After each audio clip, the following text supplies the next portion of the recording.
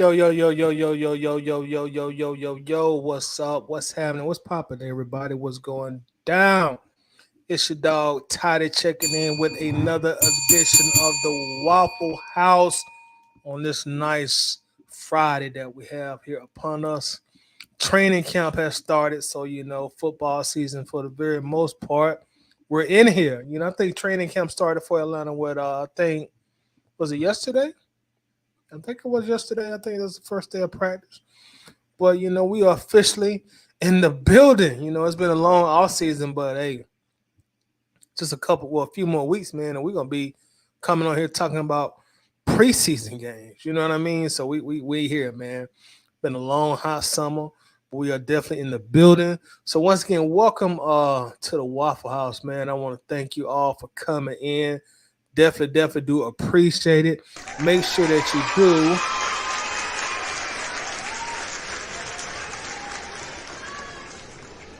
the applause is late, but make sure that you do let us know what you want from the kitchen, and we'll set you straight. You know what I'm saying? Make sure that you drop your area code in the comment section so we can shout you out. Let me know where you're at. Let me know where you're trying to be. Let me know where you want to get. All is well, all is good, all is well, all is good. You know what I'm saying? So welcome in, man. We're gonna talk about what we talking about today. What is the man? I forgot the caption. I'm getting old. Oh yeah. Raheem Morris told Kirk Cousins that he is headed to the bench. So we will talk about that tonight as well. We'll talk about Raheem and Kirk Cousins. We're gonna talk about that. Also, we're going to discuss once again the AJ Terrell contract situation. Um, there was some news that broke here at the beginning of camp that both sides, AJ Terrell and the Falcons, um, want to get the deal done, and both sides are working uh, to get the deal done. So we're going to talk about it as well as we just had another big cornerback contract signing also. So what does that do for AJ Terrell? Did that raise his stock? Are the Falcons looking at these contracts being signed now and say, look, let's go ahead and get this thing done? Because the last thing we want is another cornerback to come in and just totally reset the market. So we're gonna discuss that as well. Also, we're gonna discuss something.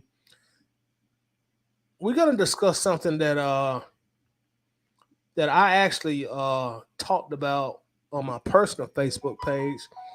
Shout out to everybody that's on my personal friends list. Shout out to y'all.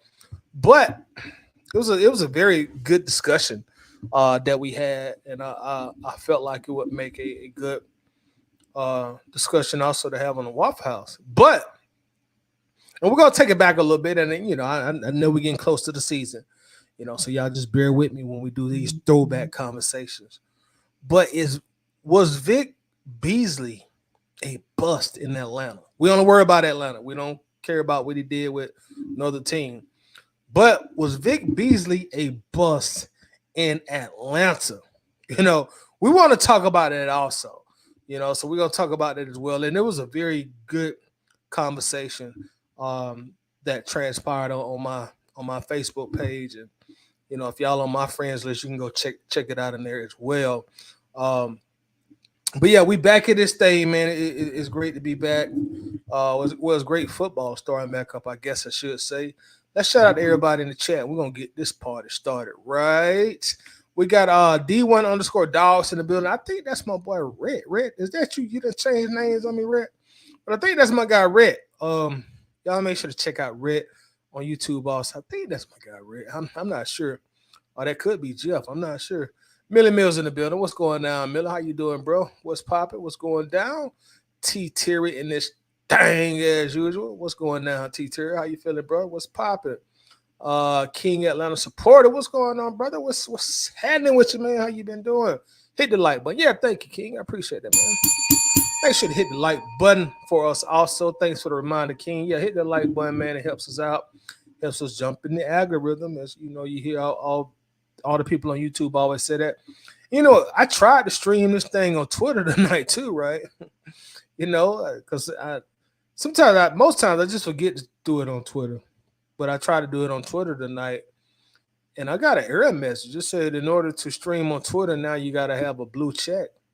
So like, damn, Elon Musk, like, golly. You know what I'm saying? So that was my first time seeing that where you had to have a blue. Because I've been streaming on Twitter for like a couple of years now, but I guess Elon wants you to pay him in order to stream on his platform. So unless I'm doing something totally wrong, anybody else that stream, let me know. Have you seen the same thing as well, where you now have to pay to stream now? That's a different one. That was totally different for me. Coach in the building. What's happening with your coaches? What's good, fam? And chat from Brazil. Okay, shout out to Brazil. Hit the like, sub, and notify. Yeah, coach. I hope you enjoy yourself down there in Brazil, man. I know you're having a good time down there, man. Bring me a cigar or two back if you don't mind, that brother man. Mark Chain in the building. What's going on, Mark? How you feeling tonight, bro? What's going down? Appreciate you coming through, showing some love. Got A1 Forever in the building also. What's going down with your A1 as well? I was watching A1. Congratulations to A1 as well. I was watching his stream not very long ago, maybe a few nights ago. Him and his cousin, they had a great stream. Where both of them just went over the 1,000 subscriber mark. So congratulations to both of those guys as well. Make sure to show him and also his cousin some love on YouTube. King Atlanta supporter says glad football is here. Myself as well.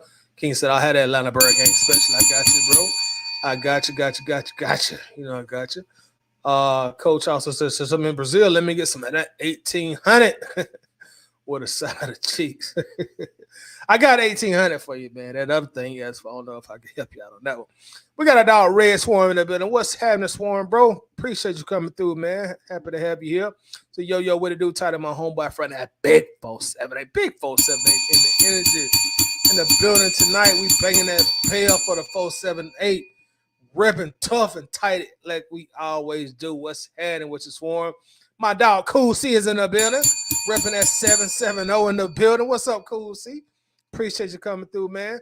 Big 404 energy that came stepped in the building with Brian Cornelius checking in.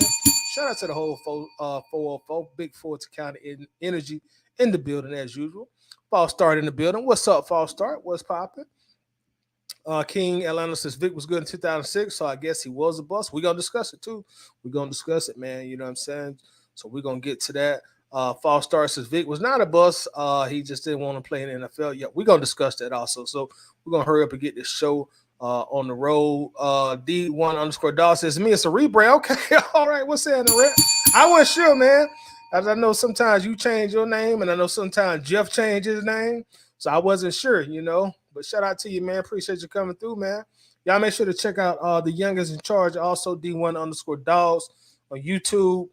He does a lot of good Falcons content. Although he repping the Dogs right now, I'm sure he's going to be doing this Falcons content once the season starts up.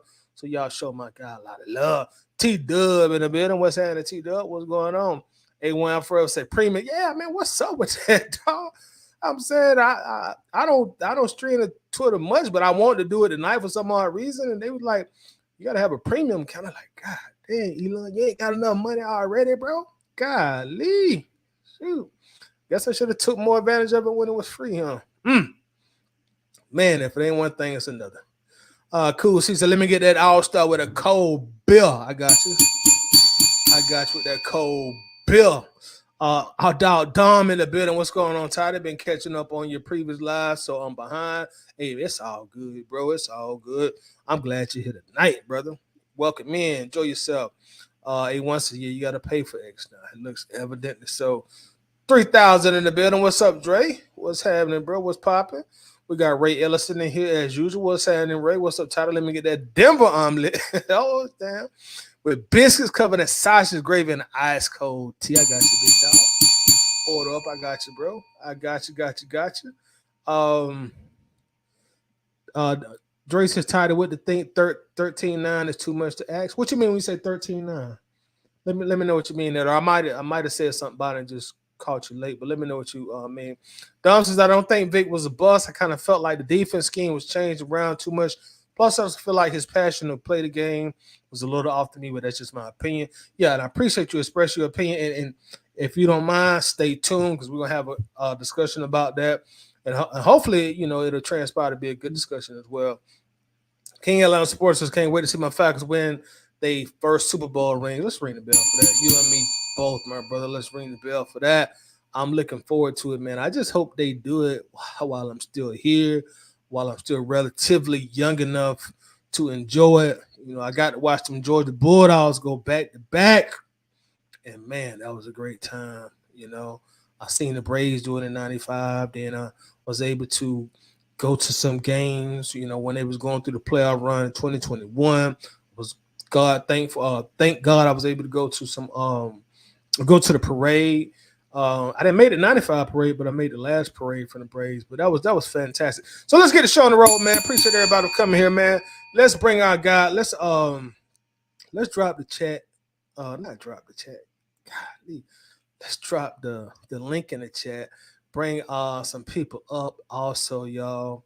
And also, when I drop that link in the chat, man, that's free for anybody to come up.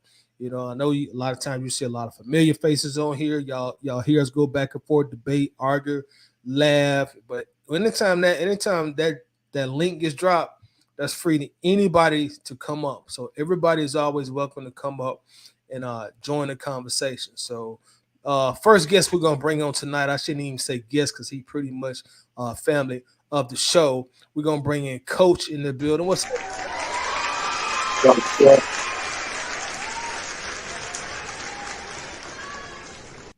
Coach, you in Brazil, brother? Yeah, man. I had to come down here and this month, whatever happens in Vegas stays in Vegas week. So but I ain't in Vegas, so you know what I'm saying. Hey man, you in Brazil. It's a lot of same stuff happening there that happened in Vegas. And we got a little youngin in the chat, so I ain't gonna go into too much detail. Yeah. I'm with you. But yeah, how long you been there, man? I literally, when you sent me the message, I literally just I was walking into my hotel room. I just got here. Yeah, man. So enjoy it, bro. How long you in Brazil for? 4 days. Oh, that's a good amount of time, bro. So you should have a real good time in there. Yeah. So do enjoy it. I went to Brazil. I shouldn't even really claim it, but I was in Brazil on the what you call that stuff when you land and you stay for like a short period of time when you fly. Layover. I had a layover in Brazil when I was going to Honduras. It was nice, the little amount of time I was there, able to look around and whatever. It was very nice. I always said I want to come back. One thing I always remember about Brazil, you ever saw that movie? What's the name of that movie? It's based on a true story. I know you've not seen it before, Coach.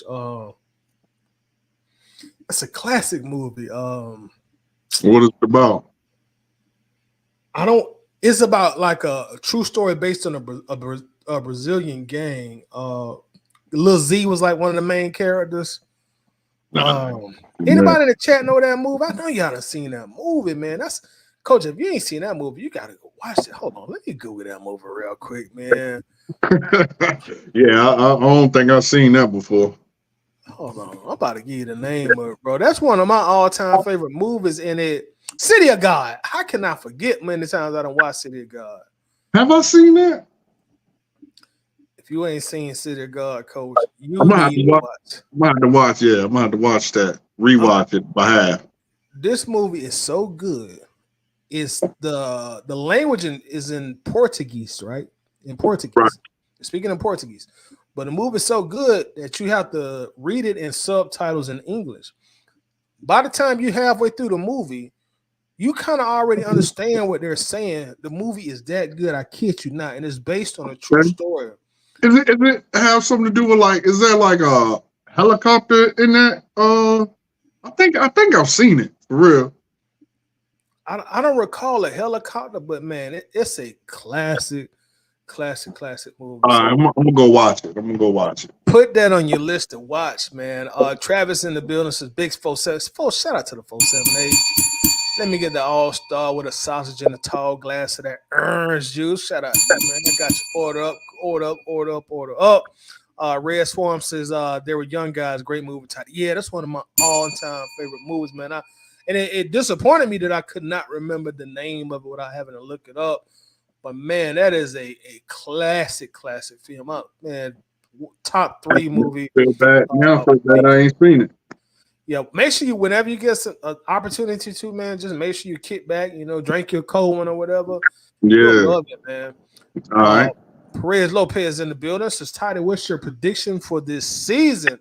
What positions are you excited about seeing, and what position do you think we need to develop? Excellent question. I answer your second question first. What positions are you excited about seeing? Quarterback. Looking forward to seeing Kirk Cousins' new quarterback. I know ideally we're not going to see a lot of Michael Penix Jr. this year, but I am looking forward to see what he does in the preseason. I think we're going to get a lot of him in the preseason. Regular season, I don't think we'll see him very much. But quarterback, to answer that question, excited about the quarterback position. And what position do you think we need to develop?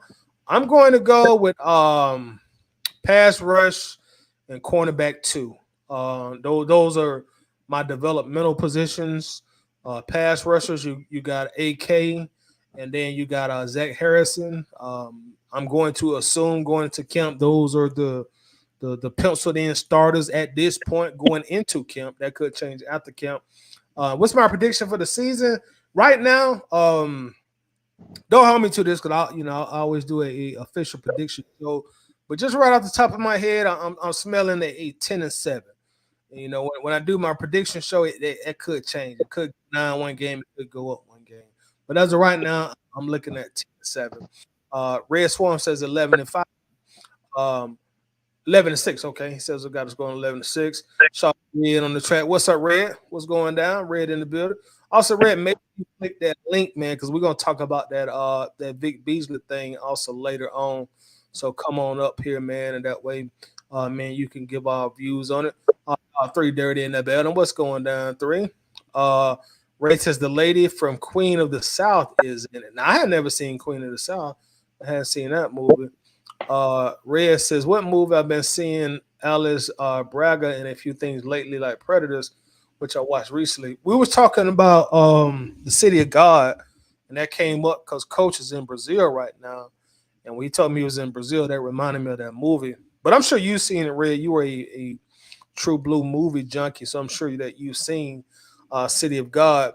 Yeah, y'all keep the comments coming. Coach, I wanna start off with you've been traveling, so you may not have even seen or heard the news, but Kirk Cousins medically cleared, to start training camp, to be one of the fellas.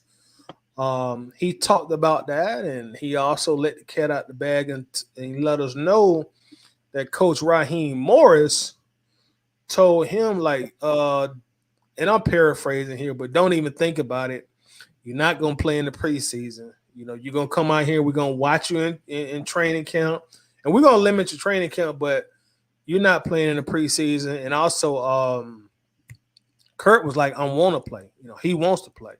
So Kurt was like, I want to play, but Raheem Morris has already shot that down. I'm assuming he probably had a one-on-one meeting with him and told him, son, you are not going to play in the preseason. I don't care what you say, how much you beg.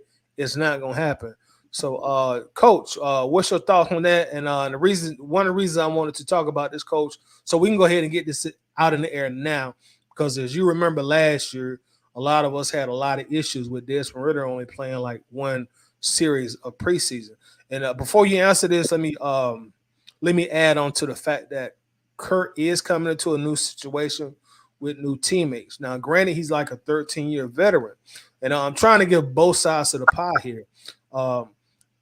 Is it important that he gets out there and plays some preseason football? To get acclimated with Kyle Pitts, to get acclimated with Drake London, to figure out, hey, how does Bijan like to take these handoff in live action?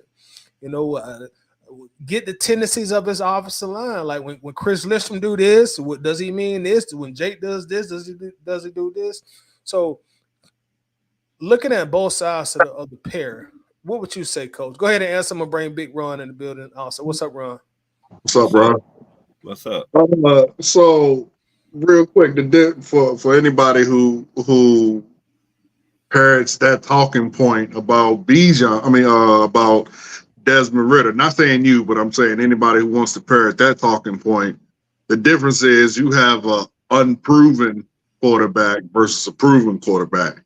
So of course you want the unproven to play as many games as possible, to gauge how he would do in live action. And with Kirk, I think that's the perfect move. If you wanna see how Bijan likes his handoffs in live action, if you wanna, get your timing down with Pitts and the rest of them fellas, then you create a scrimmage with your first string defense against your first string offense. Let them hit. Of course, you're gonna have a red shirt, so what's up, Red? So they know not to touch you. But everyone else, you go hard, to a certain extent, because you don't want nobody to get hurt. But I would, while training camp is going on, that would be, if I was in charge of the situation, that would be what I would do. Is I would make the first string offense go against the first string defense, so he can get those live action reps, so to speak, in. But as far as preseason, they never really play anyway. They only play like a quarter the first game, maybe a quarter and a half the second game, maybe the fourth. Well, ain't no more 4 games. Third game, play all 3 quarters, or maybe all 4 quarters. But your starting quarterbacks never really play in preseason anyway. So, I'm fine with it. Yeah, and I'm pretty much fine with it also. But before this news even broke, I said I didn't want to see Kirk Cousins in there. As far as the preseason goes, I'd rather be a little more cautious. Excuse me, Ron, and also Red. We're gonna get y'all opinion on this subject also. Let me catch up on the comments real quick.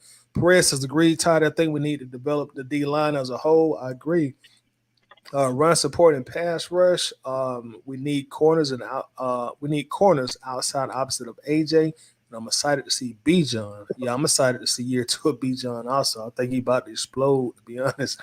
I just hope they don't forget about Tyler Algier, man, because he's a little monster too. I'm confident he will build off his rookie year. I agree as well. Red, who's down on the panel, says, okay, Cedar God, a classic, definitely a classic. Perez says, I'm giving Kyle Pitts one more chance to finish football this year. You about like me, man. I didn't draft him last year. I went with Hockenson last year in my money league. But I think we can get 6 touchdowns out of Kyle this year with a veteran, accurate quarterback like Kirk Cousins. I think we get 6 touchdowns from him this year at least. I think we get 8. I like your thought even better than mine, Ron. And this why. Not go overboard, Ron. Let's keep it, reasonable. 5 and 6. No, this why I say 8, because Coach Cousins like to use his tight ends. Everywhere he went in the NFL, he used his tight ends. In Minnesota, he used his tight ends. Washington, the Commodores, or whatever you want to call them.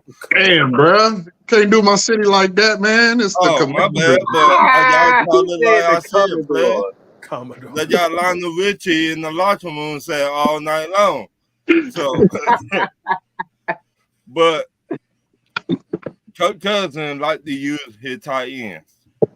He do. And y'all were talking about should Coach Cousins play. I said he should play a half every game. That way he to get on the same page as the wide receivers and the offensive line. But see, you can do that. Like I said, you can do that in training camp. Have your first string go against your first string offense go against your first string defense. Live hits. He just don't get touched. You can do all that without having to play a game. But I want to see him against another defense. like against the Dolphins, against Baltimore, against the Jazz. Like they play a quarter. You know, Baltimore got a top 5 defense, so that'd be perfect. See what he got. See, can he move? See, can he get out of the pocket a little bit? See, Yeah. can he go with the flow? And hold that thought, Ron. We're gonna come right back to it, and then we're gonna let Red speak on it too. Three Dirty says, "What are your thoughts about how we can do in the South Division?" I think, I think we're at the point where we have to win the NFC South. I don't think third and fourth place is gonna placate this fan base or anything like that. I think we're at the point where like we gotta win it, man. We hadn't won the South since what 2016, 2017. So Right. we got to win it this year. You know, really that's just where I'm at with. You got to win NFC South. I'm not saying you got to win the NFC conference, but the South definitely got to win. Perez Lopez says, I want to see what Drake London can do with the quarterback as well. You and me both. It's been really hard to critique our receivers because of the quarterback fiasco we've been going through. That's a great point. That's a great point. It's been very hard to give any honest critique or really an honest judgment because we hadn't had a prudent quarterback, you know, since some of the final years of Matt Ryan. And of course, we didn't have the same personnel here at that time either. Red Swarm says Ty Kirk did say in his interview with DJ Shockley that they plan to let Kirk get some work in scrimmage practices against Miami. And I think that's kind of what Ron and also Coach was talking about as well. Yeah. Swarm said, I met Coach Raheem, said that in an interview with DJ Shockley. Big Chunk, what's up, Big Chunk? Ready to see the future number 9? I think it will be electric. I think so too, bro. We got a little while to wait, but I'm right there with you, man. I'm ready to see what we got in Mr. Penix. Red says, since 2015, Kirk Cousins is number 1 in targets to the tight ends for the entire NFL at 1,055 and big and run. That's something you just touched on. Right. Derek says, so far the only rookies that are moving in the rotation with the D-line are Braylon Trice and Rook or Roro. Shout out to Roro. Hope I said her name right. Derek says, wide receiver 3 seems to be a lack at this point with Ray McLeod, which is not surprising because the wide receiver coach was with him back in Pittsburgh. We'll talk on that as well. Also, welcome in. Shout out to Mark Cheney's in the building. Welcome to the panel. Welcome in to the Wi-Fi. You've been here plenty of times before, so you already know how we get down. What's up, fellas? Red, your thoughts about Kirk Cousins not playing at all in the preseason? Then we'll get your thoughts on it, Mark, and then if we want to go right back around the panel and discuss it again. And the reason I'm bringing this up to kind of refresh Red and also Mark is because, you know, we all, I think most of us as a collective had a real big issue with Ritter not playing a whole lot in the preseason last year. And I'm not comparing Kirk to Ritter at all, but it's kind of like, let's go ahead and get everything out on the table now, whether you think he should or shouldn't play. So go ahead, Red. Well, even though I agree with Coach, I do think Ron had an interesting point where he's made a statement about would it hurt if we just saw him maybe the first half or maybe even the quarter just to get his feet wet, just because he's on a new team, haven't really had any chemistry with a lot of these guys, so just to get his little feet wet, you know.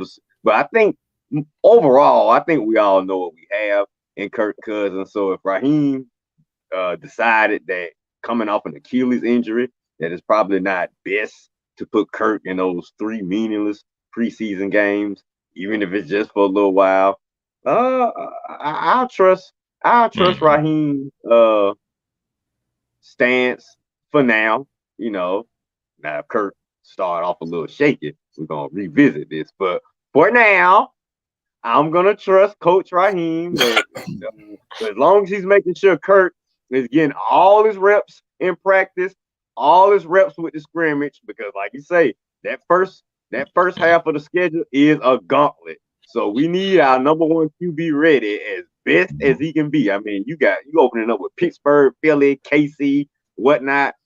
Kirk got to be ready. Now, if Raheem believes that it's best Kirk sit out coming off the Achilles injury, but making sure he getting all the reps in practice, all the reps in the scrimmage, making sure the playbook, everything is cohesive. Everybody's on point with everything. I'm fine with that. But best believe, if we start off the season slow, we are definitely going to revisit this decision not to play Kirk at all in the preseason. But I don't mind seeing what our boy Penix got. If you want to make those 3 games in the preseason, the Michael Penix show, I'm all down for it. Come on, show me what I got for 2025. Show me what I got in case Kirk go down. But best believe, starting off slow, gonna revisit this if it was a good idea or a bad idea. But for right now, I'm on board with Coach Raheem. Well said. I can dig it. I can dig it. Mark, what's your thoughts? Yeah, hey, I trust Rob, but at the same time, if Kirk want to play, I'll at least let him play a little bit. I mean, Kirk's played a lot of football, so I mean, if he feels like he need to play, then I would really listen to him. Again, we're in a new scheme, new coaching staff, new players, so I think it's one of those things where you want to listen to your players, especially a vet. If he's going out there in training camp, practice, meeting rooms, and he's proving that he's ready, all right, they don't play him. But if Kirk's still like, coach, I want to get my feet wet, I know it's a risk, but man, you almost got to take it because, like everybody's saying at the beginning of the season, man, it is not going to be easy. And they're going to be coming full speed trying to kill Kirk. Mm-hmm. So Already. Hey, that's what I'm saying. So, like I said, I would listen to Kirk, man, a little bit. I would try to protect him, but if he's saying he needs to play a little bit, I'm talking about at least, man, we play Ritter with 1 series. He got to at least play 1 series, Tidy. At least 1 series. So, yeah, that's why I'm with it. That's a good part. We did play him 1 series. Give me 1 series at least. Yeah, so Mark, you pretty much saying he got enough experience and got enough cachet that if he feel like he need to get out there and knock some rust off, maybe we should listen to him. Again, at least 1 series. Now, back in the day, they used to play 3/4 of that 3rd preseason game. Yeah. So it's like, Two. Yeah. At least that first half. So it's like, all right, now let's not overthink it. Like we used to play these guys before. So yeah, man. I would definitely listen to Kirk a little bit. I can dig it. Very well said. We got 2 new on the panel. We got A1 Forever checking in, and we also got Keely, aka El Jefe, in the building. We're gonna get both y'all's opinions. We're gonna start with A1 Forever. Yo, what's good, fellas? I mean, okay, so the thing is, Kirk Cousins is coming off of an Achilles injury, right? We know that. But my thing is, even though he has all the experience, I do trust that, and I do trust Raheem. But I still need to see him at least for a series because we don't know what he looks like coming off of an Achilles injury. The whole point. We don't know what he looks like coming off of that. He doesn't even know what he looks like coming off of that. And you still have to plant. You still have to be able to deliver the ball accurately. I believe he needs to, have at least a series against a defense who doesn't have his best interest, in that heart. So, I mean, at least that. He doesn't have to play the whole half, a whole game, none of that.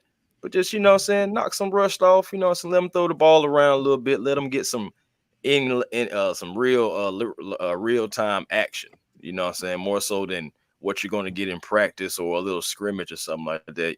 Because you can't really simulate what's going to really happen, so when you get behind the center come week 1. I don't want to start off slow. I don't want to have that. I don't even want to take the risk. I know back in 21, when we started off slow with Matt Ryan. So I don't want to necessarily have that. Just let them throw the ball around a little bit. But if they don't want to, I'll trust into it. But just like Red said, we'll come back and have this conversation. I really don't want to have that conversation, though. I don't want to be here come week 4, let's say we're 1-2 or 0-3 because we're having a slow start and we're facing some defenses that are coming for us. I mean, even though the Saints, they're our rivals and they're going to be coming for us. You got Philly coming for us. Chris Jones just got paid, coming for us. So it's just like, come on, y'all. Let the man throw the ball at least a little bit. I understand you want to take the precautions and everything, but at this point, why be scary? Why be so worried? Let's see what we got instead of, you know what I'm saying, finding out possibly on the wrong side. I don't want to be the bearer of bad news, you know what I'm saying, try to have no bad juju, but it's just the simple fact that if we start off slow, we'll be having that conversation. I don't want to do it. That's my whole thing. I don't want to. Let me just push back a little bit on that for A1. I understand what you're saying, and like I said, I don't care one way or the other. But what you're saying, and then this comment right here, where it's said in the aspect of a fan, like we want to see where he's at. Y'all, we got to remember Raheem Morris and those inside, they already know where he's at. You know what I They mean? see So him every day. if they saying he don't need to play, like they are very confident already. And again, I know we're speaking as fans because that's what we are, and that's the conversation. But just remember, they already know, so it's not so much, you know, trying to see where he is. You know what I mean? Like those guys already know where he's at. So Indeed. And the thing about it, we do know this, you know, so we know because they're with him every day. But we're just stating that, you know, some opinions and everything like that, of course. yeah, I got you. I'm just saying. And at the end of the day, oh, of course, it never leaves the mind. Never leaves the mind. They already know exactly what they're getting. You know, as us as fans, I know we want to see more of him too. And then just to not rust off, man, at the end of the day. But at the end of the day, he could come in, you know what I'm saying, being Captain Kirk, not missing a beat. You know what I'm saying? It's a flip of a coin, and we're gonna have to wait and see at the end of the day. And trust in Raheem Morris. And if he comes out and we coming out firing all cylinders, we're gonna be looking at it as, hey, why do we even question the man? So yeah, very, very valid point. Also, we're gonna get Keely opinion on that. Also, before you go, El Jefe, we got a question. Well, not a question, but a comment from Red Swarm says, Toddy, to follow up on what Red said, if we start off slow and say go 0-3, is the fan base gonna panic? Very much so. It's gonna be pandemonium if we start off 0-3, even though we got a tough schedule with the, I think, first 4 or 5 games. But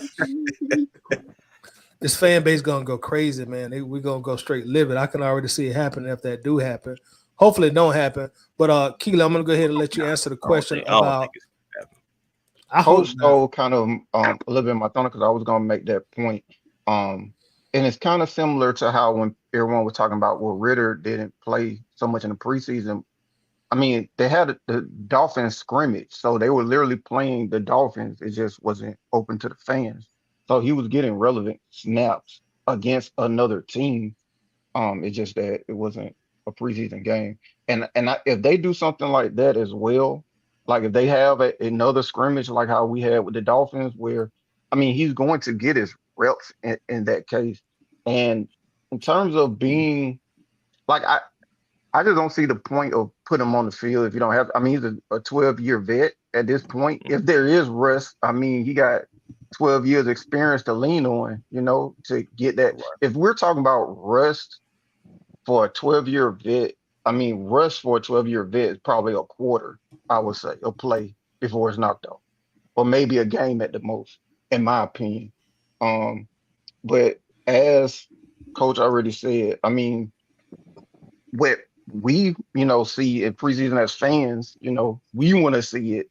However, I mean, the team and the coach sees his progress throughout training camp, through the practices. The players have chemistry with them. It's not a worry of, oh, are they going to be on the same page? He's throwing to them all through the scrimmages, all leading up to the season. So, that's my take on it. Very, very well said. So it sounds like Keely is like you understand, like us as fans, we want to see him, but you're really not pressed to get him on the field. It sounds like your point of view is you rather be safe than sorry. Am I reading you right? What's best, what the fans want and what's best for the team aren't always the same thing. Right. Like what's best for Kirk is probably, I mean, he's a vet. It's like where how Julio would basically sit all the preseason, everybody get up in the uproar and everything, but then he'll turn around and have another all-pro season. Yeah, like clockwork. That's true. That's true.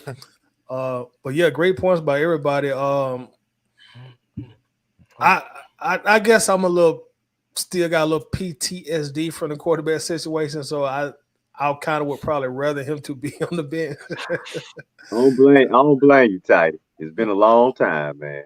Yeah, because I would hate to pay him $100 million guaranteed at 36 or something happen in regards to him getting hurt. But on the flip side, I mean, like getting hurt is something that could definitely happen, but you really can't go into a season trying to play not to get hurt, because a lot of times that's when you do end up getting hurt. So,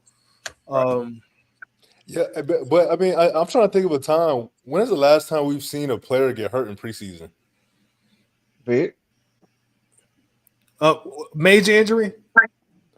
What I'm just saying in general, like, I mean, players can get hurt in practice, so it's like somebody tore their ACL yesterday. Indeed, so it's like it can happen at any time. So Lions kicker tore his hamstring, so now they looking for another kicker. So yeah. I mean, you talking about the Rams play, ain't you, Tidy? Mm-hmm. That Rams play. Even if everyone is fully healthy, I mean, there's still the possibility we start slow based on the schedule. The beginning of the schedule ain't exactly. It's not exactly the Mountain West. No, it's a gauntlet. It's a gauntlet. Yeah, it's definitely not nice to you. You can with Steelers, Eagles, Chiefs. Then you got the Saints. What Tampa right after that? Bro, we could give literally our best effort and still be 0-3. So whether or not he's fit or not, I don't even. What they saying about Grady? Is Grady supposed to play at all? I hadn't heard any news of whether or not they're gonna play Grady that I've heard of. Have anybody else heard anything? Nothing really. Not Mark. He coming off an Achilles too, ain't he? Yeah. ACL. Even worse. Yeah. The ACL is a little worse than the Achilles. So if Grady played now, but they holding Kirk out, I can see some fans having. That's what I'm saying. You gonna say Kirk? You better say Grady too. Grady, you better have your flip flops on doing preseason too, buddy. If you're gonna do that, you might as well.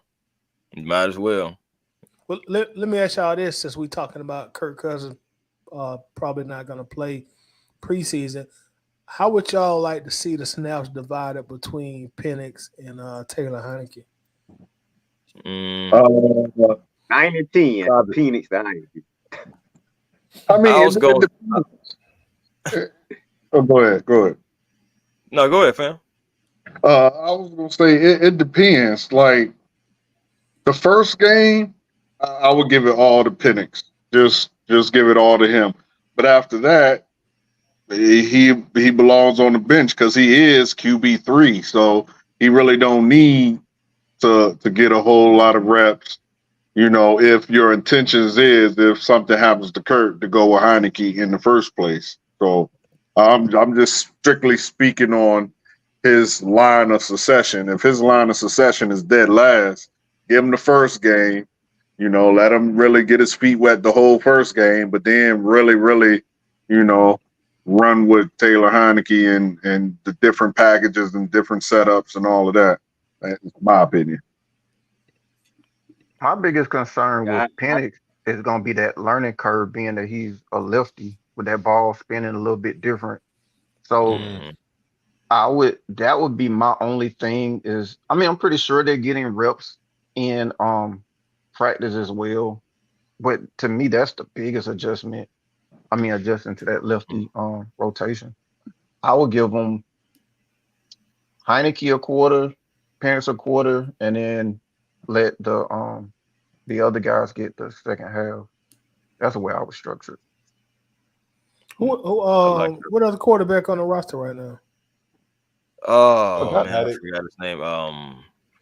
I think it's the same guy that played with Casey Washington. I can't remember his name though. My gosh, it just slipped me. Paddock. Yeah. I think that's his last name. Yeah. Is it Jacob Paddock? Is it Jacob? Something like that. But yeah, we need to give him most of the preseason snaps then, so to make sure nobody get hurt.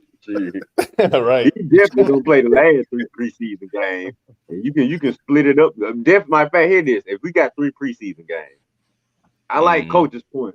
Do what Parcells did with Tony Romo that one preseason. Let Phoenix get one whole game to get his feet wet. We just want to see what he looking like, see what he gonna do. Just that first preseason game, then maybe the second one. You split it up. Let Penix go one half. You let Heineken go one half or a quarter. Then you bring that Paddock guy in for the 4th quarter. That last preseason game, it's all on you, Paddock. Enjoy yourself. Have fun. You're going to be with me at UPS after that. Damn. I do like the idea of having Penix play a whole game, though, man. I like that idea. Yeah. I was gonna say similar. He definitely needs to play a whole entire game, by himself. Then start splitting it up after that. Some between the other quarterbacks. Give Heineke, a little shine, I guess, a little bit to show that he wasn't the quarterback that we seen. So give him some preseason snaps. And yeah, man, old Paddock, man, let Paddock run wild. And save the guys. Not risk any injuries because he will be on the team still. We're assuming. Let Paddock call his girlfriend, baby. I'm gonna be starting game 3. I don't made it. Family, all friends, get the crew to the stadium because it's all on me. Game 3. Woo! That's my boy, Paddock. Look at my baby out there. He just threw a touchdown. Yeah, he's gonna be working with me. So I'll see you in the parking lot next week, baby. I hate that the third game is a home game. I hate that 3rd game is a home game. Why you say that? Because nobody's going to play. John Paddock, y'all. Oh, John. Okay. I guess. It's just going to be all the people who just trying to get tape on that last game. Yeah. That being going to be empty. Yeah. All right. Yeah, we got a question from Derek. He says, who should be the starting linebackers? It got to be Nate Landman. It got to be Nate. To me, he didn't lose his job. Nah, if anything, Troy Anderson is trying to gain a job back. But did he get better? That's the question. Landman was getting right. He was getting torched a lot. But then again, was that me? I always say it was wrong. We were in the wrong packages a lot last year. So I don't know, man. It's hard to rate guys when we were just garbage all the way around with coaching last year. So I'm kind of with the same opinion I think Mark was about to say. I think I really feel like you got to start off with Nate. He didn't do nothing to lose his job. And because really when Troy was in there, I didn't see anything that gave me any big confidence in Troy Anderson the times that he did play. And when I did see Nate come in, I saw a significant difference as far as just being an impact linebacker. So I think it's Nate's job to lose. If Troy has improved since his injury, like he could possibly come and take the job. But I think you keep that continuity. We all know Caden Ellis is going to be there. I think you got to go with Caden Ellis and Nate, in my opinion. Anybody else? Yeah, I'm with you. I'm just saying. I'm with that. I definitely throw Trice out there for that 3rd spot. I think it's gonna get sorted out in preseason anyway. Yeah. How is Troy? I have followed him a lot, but how's Trice going to kind of fit in with the scheme, Red? Well, I heard him on the radio today. They say they mixing him in, first team, then some second team, but he's definitely looking like he's gonna be one of our intensified pass rushers. So I definitely just give him a look. At least I give him a look. Let me see how he look with the first team doing them first couple of preseason games. If he stand out, if he impressed us, fine. If we think he need a little work, then we'll go with another guy. But let's see how I would definitely see how Trice look with my first team in the first 2 preseason games. Gotcha. Because I really want this kid to like show out and step up for us. Because everybody talking about pass rush this. We light on pass rush. If this kid can step up and give us a pass rushing edge, in addition to Ebby Katie, in addition to Zach, then we might have something we can work with. And who knows what our role can give us, on the line. Damn. Old rut roll. Hey, Whatever. hey, Toddy, can I ask you and everybody a question? It's in the weeds, but I was just thinking about it real quick. What if, and I know it won't work in today's NFL, but with our running backs, tight end, and decent or above average, whatever you want to grade them, quarterback. Man, wouldn't it be lovely if we could bring back the old school power owl or T-bone or wishbone? That'd be lovely out there, man. I was just thinking about that. My bad to go out there in the weeds, but damn, if we could bring that back, like I know it probably wouldn't work in today's NFL, but shit. Thinking about Tyler Algier running over somebody. Right. What'd you say? You think about Tyler Algier running over somebody? Yeah, I mean, just a yard, bruh. Just whoo. That I think that would be. Oh man, it would be something special to see. If only we could go back in time.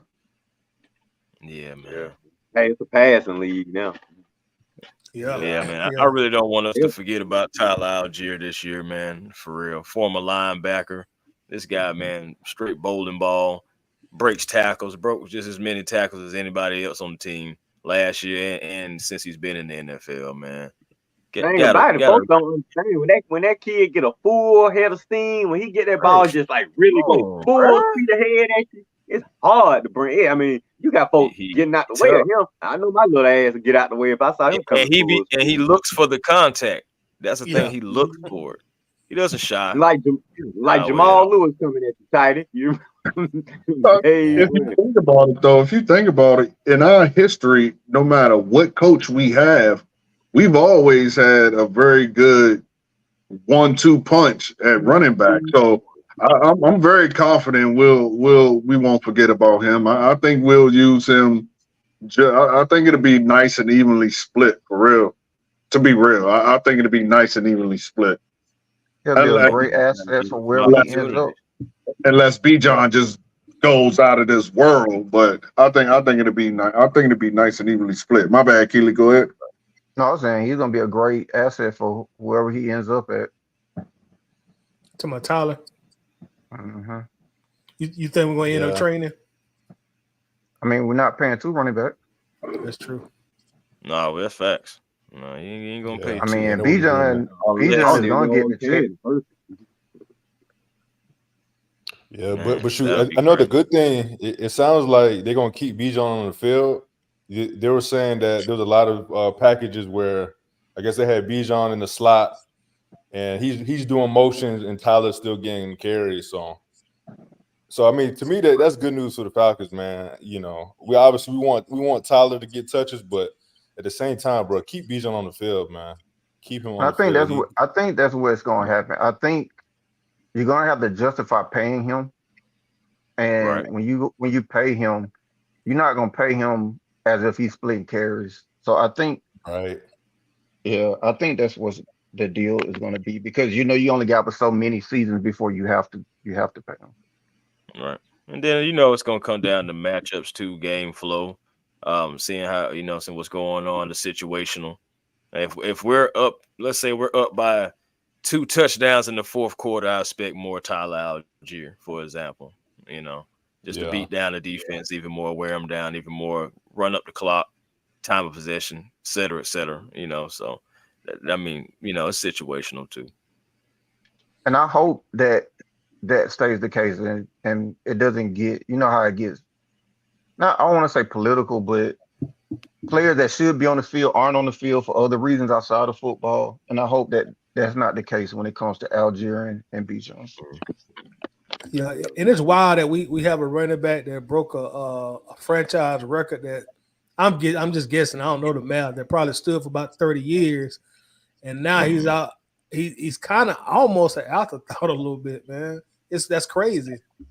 To some people in the fan base, it is like that because, I mean, you can look around and, I understand, people love Bijan Robinson and rightfully so. you know. And then in year 2, I really feel like he's going to explode with his opportunities. I'm waiting to see it because you've seen so many opportunities last year where he just needed like one more block, or if he just could escape, you know, since his last tackle or whatever, that he was going to the house. And you know, you also did see that what I believe like toward the end of the season when he had caught with the route and had took it all the way to the house. You've seen the potential of that. So Yeah. I expect him to explode. But yeah, having Tyler Algier, man, it's just a different element because they both can do similar things but totally different players. And having Bijan on the field, you never know where he can be, and never know, and he can beat just about any matchup. You might as well say too. And having Algiers in the backfield still being able to give him carries, it can be a beautiful thing for the Falcons. Zach Robinson has a lot of different things he can do, and I believe he's going to have a lot of fun with these skill players.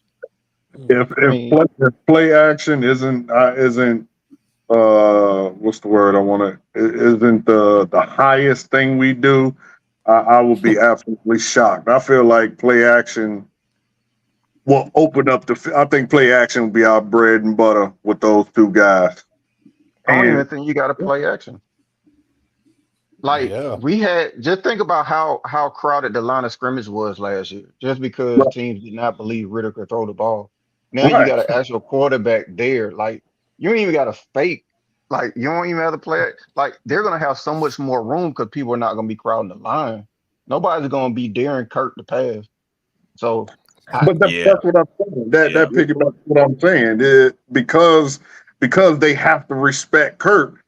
Play actions open up the run. You know what I mean? Like you fake it with a couple play actions, then actually run the ball. You know, you go for 15, 20 plus yards. You know what I mean? Like I just feel like that will open up the whole field. Play action heavy, in my opinion, will open up the whole field, open up the lanes. Because you're right. Last year, we couldn't throw the ball, so they crowded the line, so you couldn't really see what they did. But now you got to respect that pass. So that means they ain't gonna be in the box. So you know, you fake it with some runs, or actually run it, then fake it with a run, and boom, you got a 40-yard pass. You know what I mean? Right. And we ain't got, and we ain't got to worry about our receiver standing in the middle of the field waiting for a punt because he probably gonna get a pass in stride.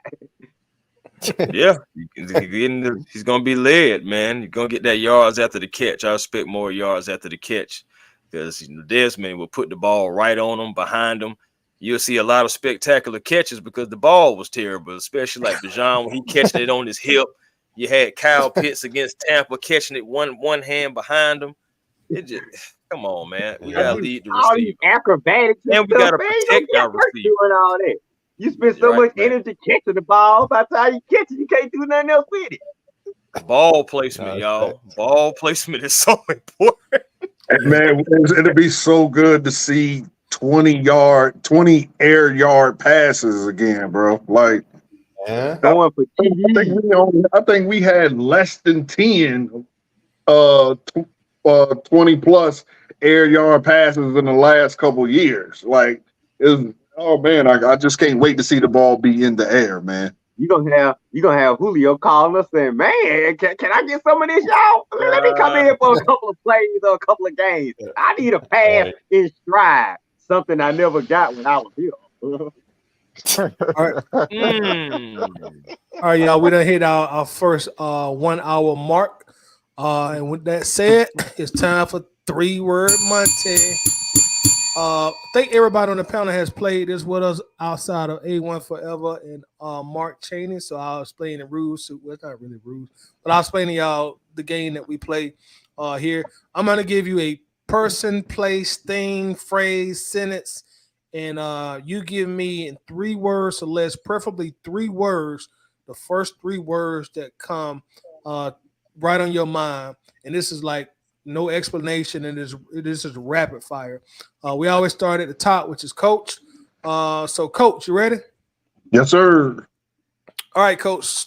3-word Monty. You have Celine Dion.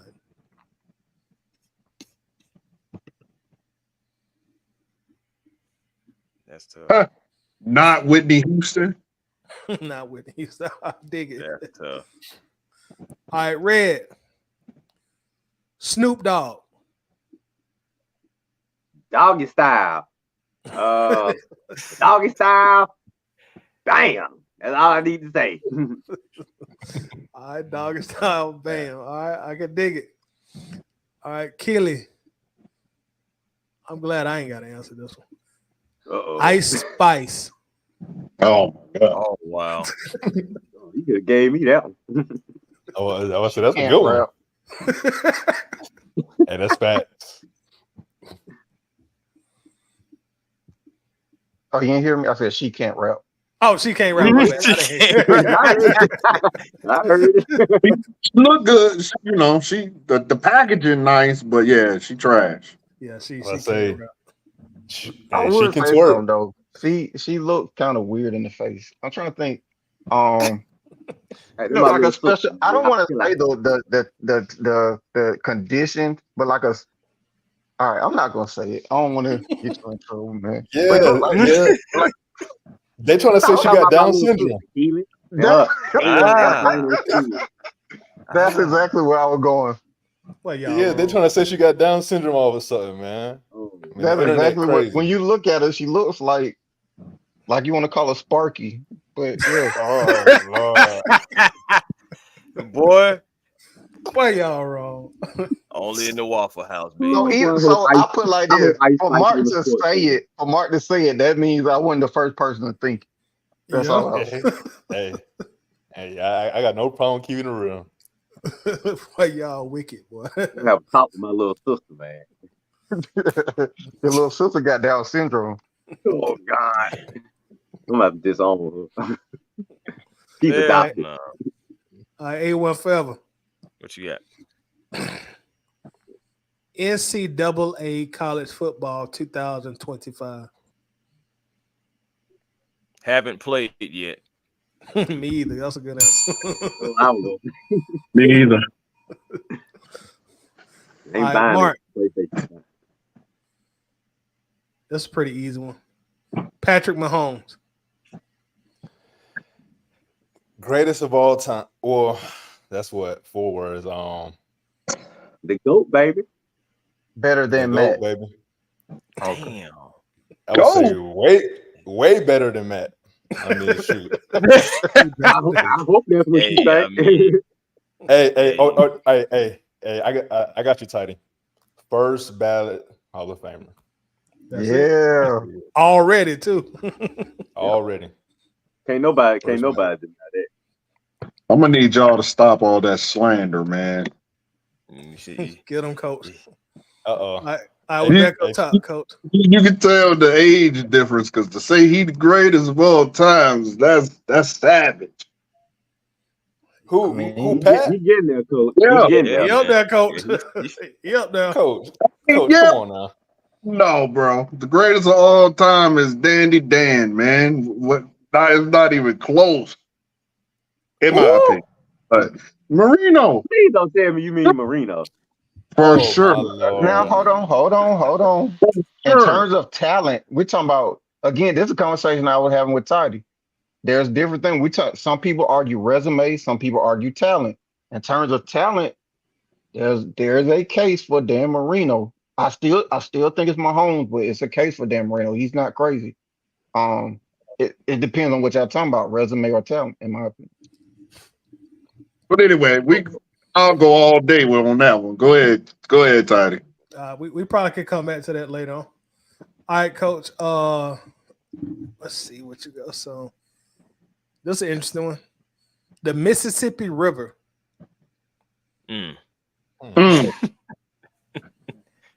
Dirty A water. Let's ring the bell. And that shit look like an ocean. I rode across that thing one time. Like, God, this a big river. Yeah. And it's highly polluted. That thing up. I would eat nothing out of there. A lot of bodies in it. Yeah, there's a lot of everything in it. All right, Red. This kind of a trending topic right here. inside the NBA? Go miss it. Absolutely. What? Man. Chuck and Shaq was the greatest thing since sliced bread, man. And the sad thing about the NBA. TNT match they offered, they still gave it Amazon Prime. Yeah, but see, TNT they took so long making a decision what they were gonna do. The NBA probably just got fed up. Say, man, y'all been holding the deal up for the longest. Y'all could have been presented a package deal for yourselves. Why did they wait so long? It seemed like they was about to get out of it anyway, and then at the last second, they finally presented. They tried to match the offer. It's just like TNT was just twiddling their fingers the whole time. But they're gonna realize the mistake they made because won't nobody be able to get the ratings that Chuck and Shaq and Ernie got and Kenny. You're not going to match that. That was a lot of the reason a lot of people watched the NBA on TNT. But didn't they say that like ESPN, they're looking at them, Amazon, they got interest Chuck in already left. Chuck left. Chuck said he's done. Chuck gone. Oh, so he's retiring? Yeah, Chuck gone. All right. Yeah. I know he was on the way out of the door anyway. He was on the way I think that was leverage. I think that's leverage. I think so too. Because he said that, but then the day he released his statement where you could tell he was just pissed off that they didn't get the deal. Yeah, he also threatened to do his own show and his own production company and bring the cast members in that way. So and they were blowing out the water, I'm sure, if they did that. They should do something like similar. I don't know if all four can get on board with it, but like Shannon do with Nightcap, like just come on after the games anyway. You know what I mean? Yeah, I think that's what he was envisioning. But right now they're suing the NBA right now anyway. So we'll see what the result of it is because they believe that they had interest in going in the digital streaming direction anyway. So they felt like it was a hopeless bid anyway, because that's what the NBA wanted. So they sued. So we'll see. Yeah, that's kind of what Charles was saying. He was like, man, they had their mind made up no matter what we offered. Yeah. Well, ESPN need to get rid of their cast because I don't want to hear none of them clowns. NBA countdown, NBA halftime, just get rid of all of them. All right, so who we left off on? Red, we said inside the NBA. Okay, Keely. This is gonna be interesting for you. Al Sharpton. You know what? I like him. I like that was him. my Okay. 3 words. 3 words. Anybody that put up any type of fight for black people, I like them. I can dig it. All right, A1 Forever. What you got? Not to put you on the spot, but where you from? Oh, I'm from Atlanta. Oh, okay. Well, all right, you can answer this then. this is the Atlanta native 3 word right here. All right, but here we go. Watch this. I just got what, man? What you gonna say? Richard Pink Pig or something? Man. All right, here we go. Auburn Avenue. Oh, that's the spot. That's the spot right there. Oh, but all right. So Auburn Avenue, Old Atlanta. Old Atlanta. Hey, that's what I'm going with. Old Atlanta. I can dig it. All right, Mark. What is that? For those who was not from Atlanta. Yeah, ATL natives, y'all educate them on Auburn Avenue. Well, so historically, the historical context of Auburn Avenue, that's where all the rich black people live. So so you got the Atlanta Life Building that was owned by the first former slave to become a millionaire. That was Alonzo Herndon. You had all the black millionaires and all the famous black people lived on Auburn Avenue way back in the day. Then the King family. Then the King family stay over there? Yeah, it's in the 4th ward. Matter of fact, my trivia question, my dad stayed around the corner from the King home. So it's literally like 1, 2, 3. And he grew up with them. Old Atlanta. You're right. That's old Atlanta. Like when I hear old Atlanta, I think people talk about the '90s. Like when I was a kid, like the '90s. But yeah, that's old Atlanta. You talking about Sweet Auburn? All right, Mark. See, I don't know if you're old enough to answer this one, but we're gonna try. Oh no. Well, yeah.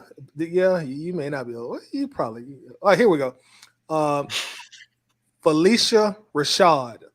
Ooh. Oh, man. You know who, Mark?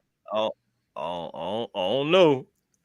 Oh, dang. Mark don't know her for real. You right, Tidy? Damn. He kind I'm of about to young. say. Like fine wine. See, that was I'll Claire say. Huxtable from the Cosby Show, Mark. Amar okay. Rashad. Amar Rashad had a. Mark. Amar Rashad grabbed her. Had OJ at the wedding. Oh, I'm about to say, shoot, I'm about to Google her now. see why that marriage failed. Yeah. What's the three I words? guess I you know, I don't know. Shoot, I guess those are my three words right there. Shit. Name a sitcom. Her favorite sitcom. You seen Empire, right? You ever watch Empire? Nah, Yeah. Damn. nah. I was never a big TV guy. You know, shoot, if the TV was on, shoot, I was watching sports. But I guess I'm gonna go with the Cosby Show. The Cosby Show. All right, we'll go with that. All right, cool. Yeah, I'll take it. All right, Coach. I'm Google it now. You from Texas, right? No, I'm from DC. I live in Texas. Okay. Well, how long you been in Texas? It's 6 years in August. All right. You finished. When I say this, you're gonna see why I asked you that. But anyway, here you go. 1996 Chevy Impala SS. 1996 Chevy. Impala SS. Impala SS. Best bubble ever, I dig it. for sure. For sure. All right, Red. The Masters in Augusta, Georgia. Tiger Woods home, baby. I can dig it. All right, Keely, you got a. I ain't gonna say an easy one, but one that makes sense. Luck of the draw. 1998 Atlanta Falcons. The Dirty Bird. That's a great answer. Perfect 3 words. Which I wish they would bring back. They still do it Every now and then you'll see somebody pop it out every now and then. I had that Jamal Anderson jersey. Everybody had that Jamal Anderson jersey. I'd rather have that than this dumbass Brotherhood and Rise Up and all that other stuff. Yeah, that Brotherhood, that been dead. That thing, boy. All right, A1. Dan Reed doing the Dirty Bird. Right. Never forget that, boy. All right, He said he'd do it if we make the Super Bowl. He had to do it too. All right, A1, you got Oprah Winfrey. Glad you got that. Oh man, very wealthy lady. That's a good one. Good political answer. Please marry me. Right. All right, final one for the night. Mark, you getting all the, I won't say weird, but yours are kind of tricky. Oh no, you probably can answer this pretty easy. Rolex watch. A dab of ranch for my Gwinnett folk. Nah, y'all don't like that one? A dab of ranch? What's that? Migos. Migos. Yeah, Migo, you know, dab of ranch and everything. You know. I mean, other than that, I don't know what I'm supposed to say for that. They hold value. Say it's time to retire. It's a good retirement gift. It's good starter watch. That's what I would say. Starter?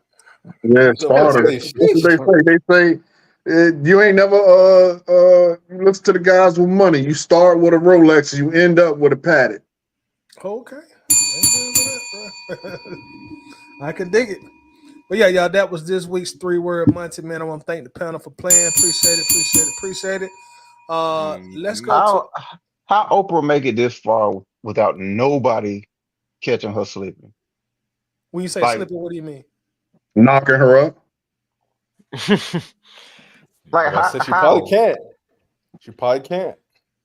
At this point, but I'm saying a young like I that's just one of those mysteries in life, bro. Like how she get this like I'm not gonna give you my answer. I'm with you, cuz. I'm not I'll give gonna my say a answer. word. Y'all not Yeah, get me up here. I already knew what Y'all, you thinking, man. So I ain't gonna.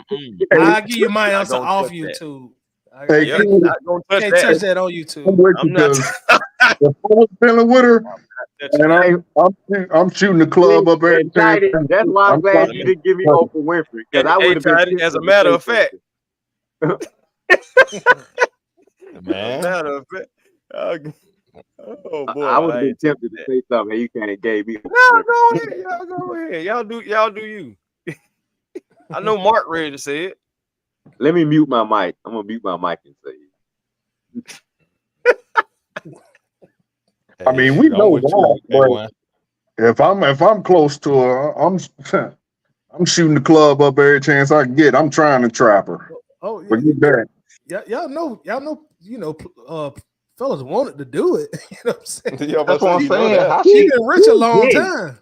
I mean, yeah, how she get that is this far? child support money. That's like a gold mine. I ain't gonna touch it.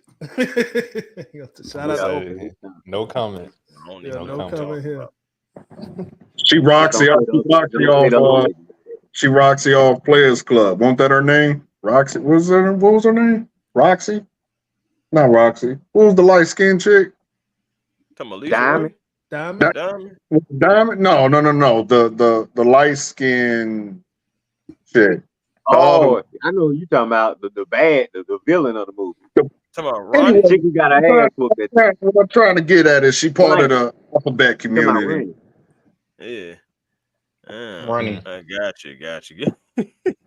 Hey, Come man. Adele Givens' best friend in the movie. Yeah, Yeah, Ronnie. Ronnie, that's it. All right, y'all. So we're gonna jump to our next subject. We're gonna jump to we talked about this a little bit already, but we're gonna swing back around to it, being that Jacksonville Jaguars cornerback Tyson Campbell just signed a 4-year, $76.5 million contract extension this past Tuesday, which includes $53.4 million of guaranteed moolah.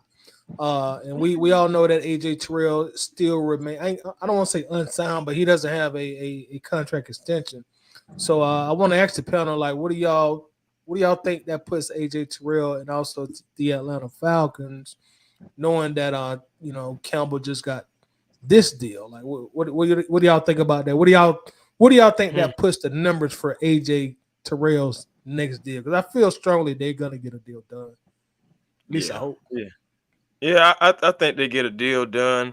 I think the numbers are going to be a little bit better than Tyson, of course, because Tyson is getting these and he hadn't even made a Pro Bowl, not selected, reserved, nothing. So, he definitely didn't get it just because he's a former dog or anything. So, with AJ, man, you're gonna have to look at about 19, 20, 21, something like that. Somewhere around maybe in the L'Jarius Sneed area, because I know Tyson is making a little bit more than L'Jarius now, just by a little bit, not a whole lot. But so it's going to be somewhere around in that area, and it needs to happen quickly because you don't want to take the risk of possibly having to pay him more. I know me and Smitty and Berto, we was talking about it on our show, and you don't want to mess around and get to the 25 mark. You don't want him to mess around and have to pay him 25 because you want to get the deal done. I mean, they say it's in the works. They say they know both sides are talking. So hopefully we'll see something maybe hopefully tomorrow, a week from now, a month from now. Maybe an extension happens because at this point, I don't know if you can take the risk of going into the season and seeing what he does, banking on whether he has a great year or not. At this point, from a business standpoint, just go ahead and just knock it on out. Take the risk factor out, and just give AJ, what you feel like is what he's worth and where he's earned. Yeah, well said. I agree. I piggybacking off that though. You just said it because he just got that contract. Because my man just got that contract and hasn't made a Pro Bowl nomination, nothing. I think that automatically is going to put AJ in the 20+ range. Just for that simple fact, because if he got that not making anything and AJ is better than him, he's already in the I don't think he'll be in anywhere in the teens. He's going to be 20+, I believe. And it's kind of hard, man. Like I said, I truly don't think, for me, I can grade anybody on a defense because they've just been used horribly. But I believe he's a solid cornerback. So yeah, you got to pay him. I mean, you don't want him to walk because then we really be in trouble. So. Oh yeah, we'll be up a creek if we lose AJ, especially with the depth we have. I think he has a proverbial gun to our head. Plus, this other guy just got paid. So with both of those combined, I think we'll get it done, and he's going to be in the high. We're going to overpay because he really has us, right where he wants us for real. Well, I keep saying us. He has the Falcons because I ain't got none of that money. So he got the logo. He got the logo. I think he got the logo under the hot knife. I can't believe we waited this long. Because you're right, now it's gonna really cost us, and I don't even think he's worth all this money. But I don't think the guy that just got paid is worth all that either. And you say he hasn't had any overpaid. Yeah, man, AJ really, other than this all pro second team, he don't have no Pro Bowls. He doesn't really have that second team all pro, but really it's nothing to really justify AJ making in the 20s. But like you say, because the other guy got a contract of that much, now we have to give AJ something similar. And I just hate it because he really is, I say, between a 15, 18 million a year corner, but he gonna get paid 20 something cornerback, and I don't think he's that good, but he's solid enough to where he can justify seeking a contract similar. Yeah, Campbell deal just killed all any leverage the Falcons had. Yeah, any of it. That's why they should have did AJ contract way before this, man. The hell they waiting on? You knew you were gonna keep him, and you waiting on for what? You know you gonna keep him. You know he part of your future. It's not like you gonna go out and draft another cornerback because you didn't. So it's not like you were gonna go next year and draft a cornerback. So you knew AJ was part of your future. Why are you wasting time? You should have been had this deal done. Now it's gonna cost you for real. Way to go, Falcon. Yeah, we are definitely going to pay. They are definitely going to pay, and it's going to be outrageous, stupid money. But you're right. Yeah. You can't afford. Coach, when you look at the Wikipedia page, you're gonna be like, "We just paid this guy that much money," and you look at his page, you be like, "What? He don't even have no interceptions. He got 4 interceptions, and I swear I don't even remember none of those 4. I don't even remember what interception he got. But like you say, we put ourselves in this position. Yeah, man. Almost like we didn't read the room of what was going on. Yeah, and it's funny you said Red. I mean, I can remember more of his drop interceptions than the ones he's actually caught. But to me, I'm not sold that the plan was going to be always to bring him back. I mean, Terry didn't draft him. We haven't really seen Terry give out any contracts. Re-sign guys. You kind of had to re-sign the offensive line. But other than that, bro, we haven't really seen him give out too many contracts. We see him get rid of Ritter, move off from Mariota. I don't think it's guaranteed, but if we do re-sign him, I think we'll see a similar deal. We'll just see more guaranteed money. Because when you look at Snead's contract, he got $50 52 guaranteed. Campbell got 54 guaranteed. So you'll probably see something similar in that facet. Like I just don't see. I don't think AJ worth 20, bro. Like if you're not getting interceptions, bro, I mean, bro, the man. I tried to tell the Falcons to go ahead and get him, man, 15-5. You know what I'm saying? Months ago, they ain't listen. So now they don't reset the market. The market has been reset. We got Jair Alexander making the most with $21 million a year. We may have to start looking at AJ being at least a top 5 because the top 5, the bottom, the last one is Marshawn Lattimore at number 5 with 19.4. We pretty much looking at AJ making at least 20, 21. He's gonna be in the team for sure. For sure, he's gonna be. I'm saying, guys. I mean, they could have did it. They should have did it like Red and everybody else has been saying, man. But hey, this is where we at. So now you're gonna have to pay because he is our number one, regardless of what he is around the league or to anybody else. He's our number one cornerback that we have to pay because again, the depth behind him is Clark Phillips and God knows what. So right. I mean, Clark is unproven. He will get signed. He will get signed. Right, and Clark is unproven, and I've said this before. I'm not gonna sit here and say like AJ Terrell is an elite cornerback because I don't think he is. I think he's good.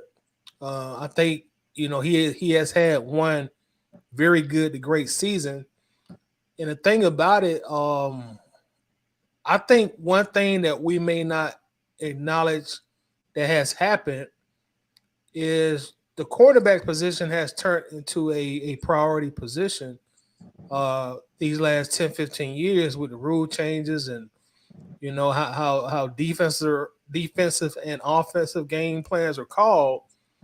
A lot of guys who, in my opinion, probably are not better than AJ or probably on the same tier as AJ, they're making a lot of money. Just going down the list, Jai Alexander, number 1, Denzel Ward, number 2. All right, Jalen Ramsey, his name speaks for himself. Marlon Humphrey, Trayvon Diggs, Marshawn Lattimore, then Tyson Campbell, L'Jarius Sneed, Jalen Johnson. All these guys make at least $19 million per year. That's what I'm saying. After Jalen Johnson, then it drops all the way down to $14,000. Then you have the likes of Carlton Davis and Shavarius Ward, Jamel Dean, and AJ is definitely a tier above those caliber players, in my biased opinion, being a Falcons fan. So I really just think it's just the market. It's almost like I know we look at like $20 million per year for AJ, but then you look at the quarterback and you be like $40 million per year for Daniel Jones. I just think it's one of those positions that hey, if you're good and you're young, you're gonna make a lot of money. In 3 to 5 years, the cornerbacks, the defensive backs are going to be right behind quarterbacks in terms of paper, of money made. The way the league is going, it's going pass heavy. So your great corners are going to start. They're going to start 3 to 5 years. They're going to be 30 plus, damn near 40. The point that Mark made, I'm surprised that his agent hasn't had him hold out because of that point that Mark made. But I'm surprised that he hasn't made or requested that AJ hold out for that reason. That's what I'm saying. Something ain't making sense. Repeat the point again. I might have missed it. What was the point? He was saying that basically Terry doesn't have necessarily an allegiance to him. He didn't draft him. So it's very feasible that he could let him go, which for me to assure that I do get that money and that you're not waiting for me to play out this season in order to get it. If I was the agent, I would tell him go ahead. Yeah. Force their hand. Because think about the situation. You just pulled out. Your alternative is Clark Phillips. Who else you got behind him? Right. Right. I mean, Yeah, but That's hey, that's to a your perfect point leverage though, system. Get AJ hey, ass on the field. real quick, to your point, this Campbell deal just happened. Yeah, exactly. That's what I'm saying. He's going to get We that don't paper. know. We But don't that- know what may happen going forward. To that point, Right. if we Right. in a week or so, and you know, saying all of a sudden AJ holding out, or all of a sudden AJ sitting out, and everything like that comes up, we already gonna have to come back to this conversation right here. Yeah, So because in all fairness, the Campbell deal just happened this week. Tuesday. No, he already came out and said that he ain't holding out. He gonna let his Indeed. agent do what he do. Indeed. So What? so Who the hell is his agent, man? This good guy stands, man. Hey, man. I'm Do just y'all saying. think? Now, Do y'all hey, think we maybe gonna that's we're an gonna see. indication that they close to a deal? Gotta If be the player smart come out and though. say I that? do Yeah. think so. I do think so. That's why I feel like the deal is gonna get done, because of that point that Mark just said. Yeah. that also doesn't mean that they still won't hold out. Like people lie all the time, or people change their mind all the time. No, indeed. So you know, it's all good points going around that it could AJ, possibly happen. AJ gonna come to practice tomorrow and say, you know what? I ain't practicing today. I just don't feel like Yep. practicing Hey, today, man. and look at it from this angle too. Let's say him and his agent had a talk, and then maybe because of that point, hey AJ, go ahead and put a statement out. You know, we're not holding out. We got a good faithful relationship with the Falcons. We're working it out. Let's go ahead and kill that before any buzz even begins, because of what just happened on Tuesday. Right. I mean, So it's another angle too. but let's AJ not could be forget. like, I lied. I'm holding out. I was just Right, right. But we can't forget, man. There's the agent there, and being a it has a Is it me or is he breaking up? at it like You're Yeah, breaking like up. did y'all? Yeah, you was breaking up a little bit. You good now though. Mm-hmm. Oh, I was just saying, you know, there is a world where there are just bad agents out there, and you know, AJ could be Yeah. betting on himself, and I feel like this could backfire because, again, are you really worth 20 million? Like Toddy said, you're kind of probably in that mid tier. You're kind of at the right, so it's smart. So you can't shoot. You're not going to get 30. You're not going to get 15 million. You know, so I think, bruh, I still think, you know, they may be close to a deal, but I still feel like, bro, we're going to trade AJ, bro. I really Trade think him? we're going to trade AJ. Wait, this year? Well, it have to be this year because he ain't got Before another it's contract. yeah. So Yeah. let me ask you this, because Yeah, that's an like- interesting point. If you trade AJ, one, what are you trading for? And two, who's your cornerback one and your cornerback two at that point? Hey, I mean, yeah, if you get some Mike type of Hughes, pick back, you know, maybe. Hey, I mean, again, it's not ideal, but I really feel like it does not make sense to give AJ $20 million. Like, it just does not make sense because we still got Kyle Pitts coming up. You got Bijan about to come up. You know, you got a lot of contracts coming up, Drake coming up. And I just feel like, I mean, those guys are going to be a priority over AJ if we're being realistic. You know, to me, I think it's a lot easier to replace AJ than it would be to replace. And then you got to think, Terry drafted Kyle, Drake, Bijan. So, I mean, I'm telling y'all, like, don't be surprised. Don't be surprised if there's an understanding that, hey, we gonna get you paid, but it may not be here. You know. I'm surprised we again, didn't go cornerback in the offseason. Me I was too. kind of surprised by that too. Yeah, I That was would have made surprised sense if about we that would've too. traded. Mhm. Yeah, but that's what I'm saying. When you trade him, it's like, what are you getting back? Like again, like Tidy said, what are you trading him for? Because at the end of the day, y'all feel. I mean, Anthony Hamilton was serviceable in Arizona, but y'all feel cool with him and Clark. I'm just saying, maybe a Mike Hughes. So the Titans, the Chiefs got a 3rd round pick when they traded Snead. So Indeed, they traded They traded Snead to Tennessee for a 3rd-round pick. And again, now they have that cap flexibility. So we're going to see how it impacts them. But I just think, man, smart teams, bro. And to Coach's point, I think it's going to go the opposite. I think the cornerback is going to be valued like the running backs, and have their value drop suddenly.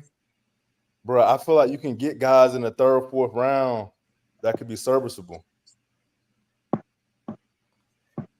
So you saying you would not pay AJ $20 million per year, pretty much? Not AJ. A guy that's not getting interceptions. A guy that hasn't really proven that he could like shadow wide receivers the whole game. You know, AJ is good on his side. You know, he's going to do his job. He's a solid tackler. But, you know, am I going to make him the highest paid corner in NFL history? To me, that doesn't make sense for the Falcons, man. Yeah, I mean, I don't think you even have to make him the highest paid, but I feel like he's going to be in the top 5, top 3-ish if he is paid. I ain't even going to say number 1. But I mean, but you know how it works. You have to, man. Like, I understand what you're saying, but yeah, you kind of have to pay him because, like, that is a huge hole in a passing first league. You know what I mean? And he may not be Darrelle Revis, but he is a very good. You know what you're going to get with AJ Terrell. It's not any guesswork. You know he's gonna. And see, I'm not of the crowd that interceptions make or break corners. Is he getting deflections? Is he getting people? Is he stopping the receiver he's shadowing from catching the ball? To me, interceptions is just icing on the cake. But I understand what you're saying. It's a result league, and that does get you paid. But I mean, you kind of have to because it's like I said earlier. What are you going to do? You're going to trade them, and then what? You get a 3rd round, and then you're getting your ass dusted. Week in, week out, down the field. That does nothing for us now. I mean, we getting dusted still. We got to remember over the past couple of seasons, we still losing to 4th-string quarterbacks. So, the only in the last couple of years, AJ has been the only top tier wide receivers, which you can't stop anyway, have really had their way with AJ. AJ has been a very great cornerback. It's only old who was it? Old boy from Tampa, was it Tampa Bay that Mike really saw him? Yeah. And I mean he does that to everybody. But outside of him, AJ has held his own year in since he's been had a pretty good game though. Hopkins had a pretty good Hopkins had a good game against him. You said Tompkins? Hopkins. Again, a top tier wide receiver. That's what I'm saying. Like top tier receiver that's like 80 years old though. But that, I ain't gonna lie, that was a rookie quarterback pass interference when he scored. And it was a rookie quarterback. I would say that my biggest beef with AJ is that what he showed us early on, I expected him to I guess because he's so early on in his career that he will progress and continually get better. And it just seems like we have the same AJ that he was in year 2, I would say. I think that's kind of my frustration with him. I'm kind of on the side with Mark where I don't want to give him that much just because we have so many people to pay. But with that being said, we really don't have a choice because we didn't prioritize getting a replacement or a successor in the offseason. And that's very quarterback, but not corner. Yeah, we got 3 quarterbacks, but again, it's very un-Belichick like to be in a situation of where you're getting out leveraged and you have no other option. Like that's but some people defend Terry to the end. This is one of those situations I will point to and be like you're going to get out leveraged because Jacksonville made a deal with a guy that hasn't touched a Pro Bowl. Now you're going to be leveraged into paying AJ more than probably what you feel his value is for that reason. Yeah. And you have nothing if he wants to sit out, you have nothing to say, well, we're not going to pay you this. You got it.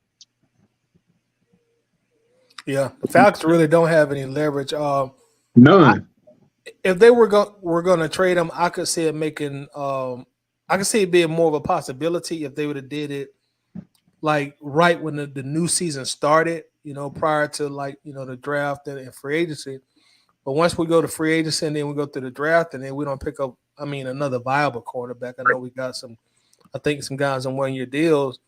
Like Keely is saying, that gives AJ a whole lot of leverage, man. And don't get me wrong, I'm advocating for him to stay, but I'm like most of y'all. I don't want to pay him $20 million because I know that's what's gonna do I know what it's gonna do to the cap in 2 to 3 years, but I don't really see a way that we can kind of avoid it unless they franchise tagging.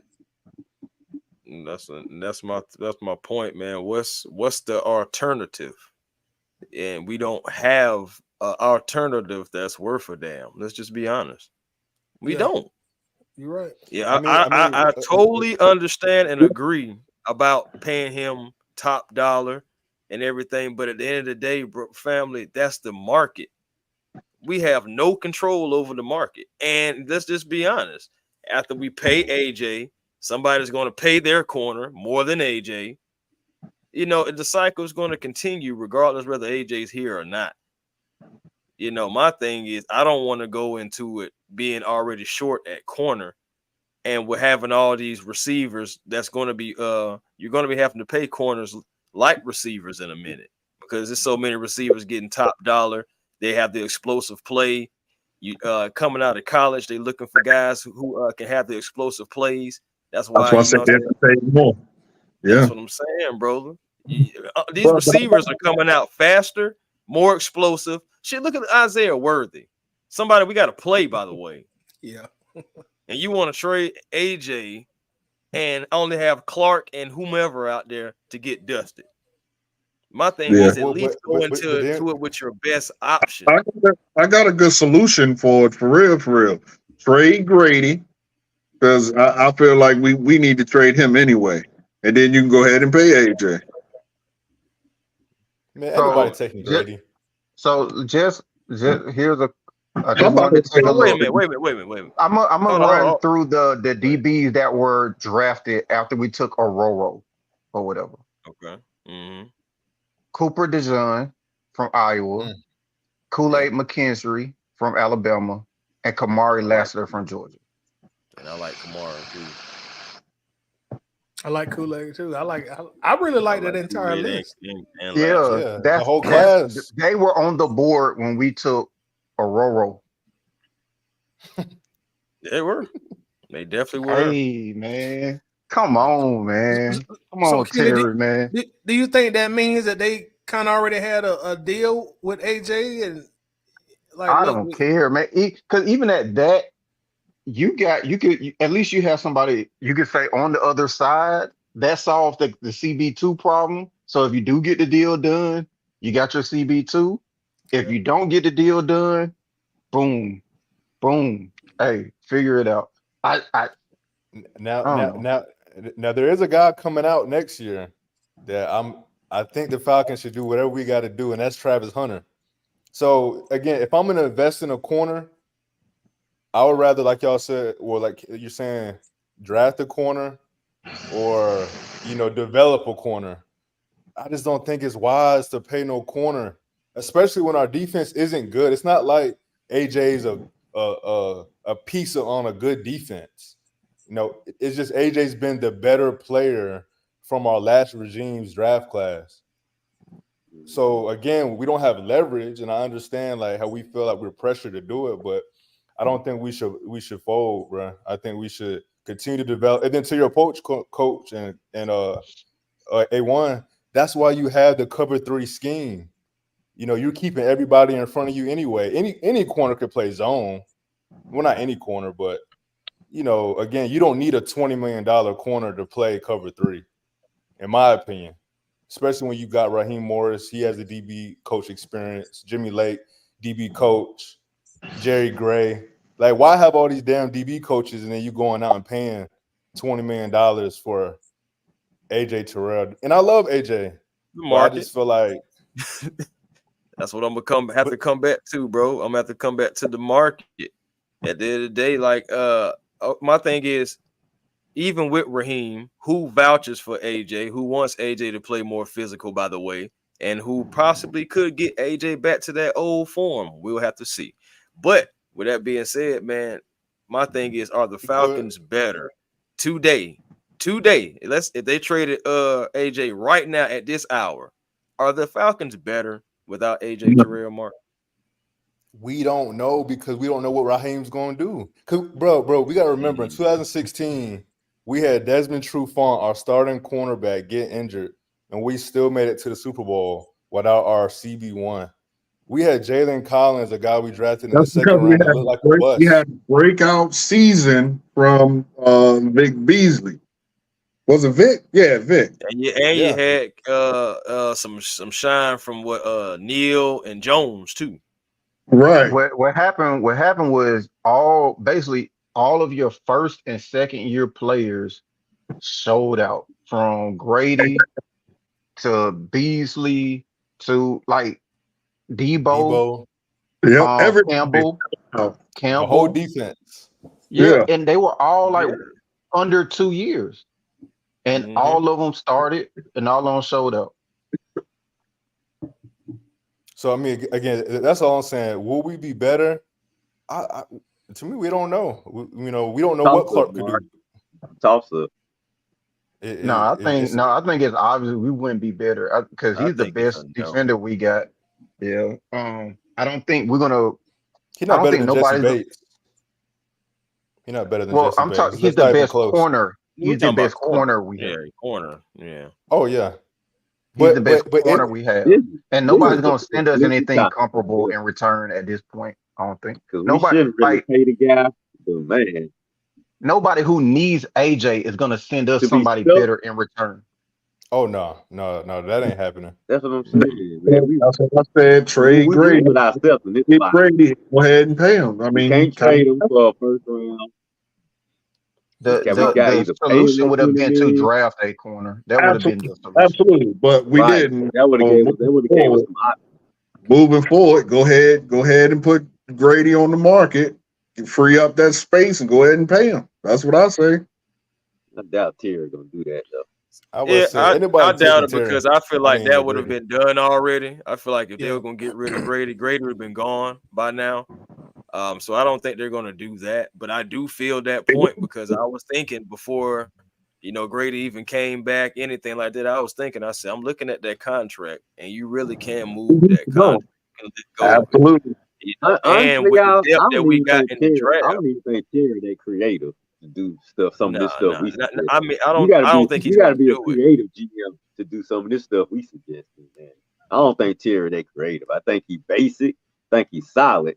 But when you're talking about creativity, a move that we'd be like, man, I can't believe Terry pulled that one off. No, we talked about this. I'll disagree with you on that, Red, for one move he made. Matt? No, not Matt. Ritter. His first draft pick this year. When you say, man, I can't believe Terry did that. That can go a different way. It kind of fell in his lap tight. But still, that was unconventional. Nobody expected him to do that. Right.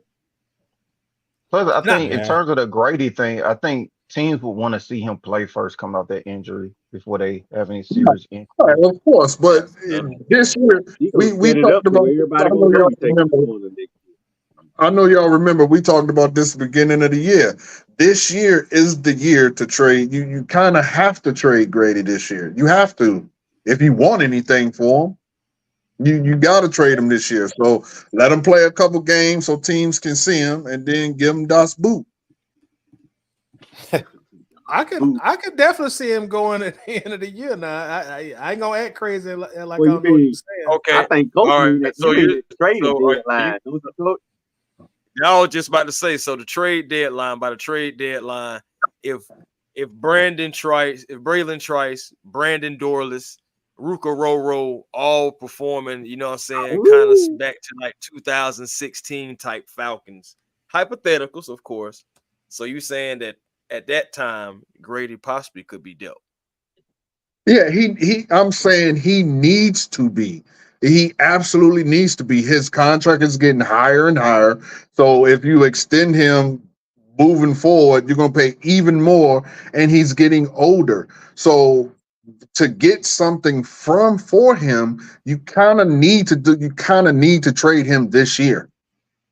I mean, I mean, yeah, you Okay. but know, Okay, because just what? for clarity purposes, just to get the numbers, if Grady is traded this year, it's only a $4 million dead cap hit the next 2 seasons, which is really nothing, and we would save $16.2 million the next 2 years on the Yeah, salary cap.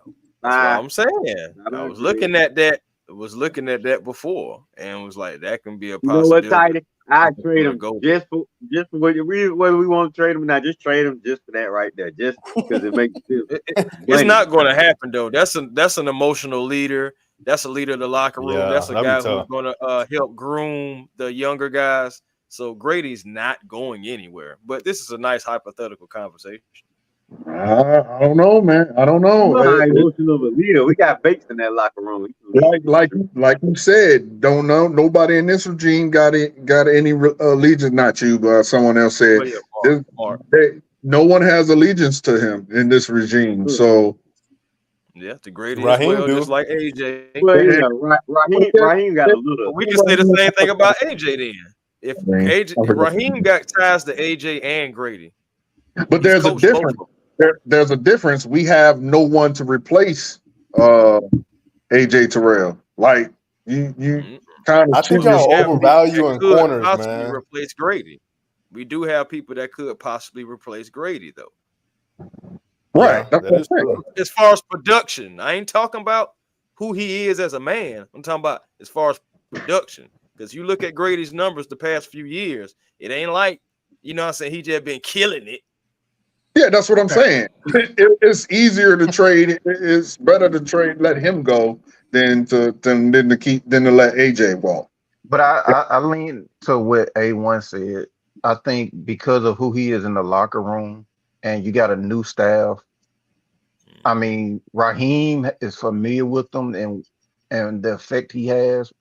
Um, I think that's gonna make it tougher for them to trade him, in my personal opinion. Oh yeah, And it's they unfortunate. It's probably won't. unfortunate. Yeah, Yeah, it's they unfortunate. probably won't.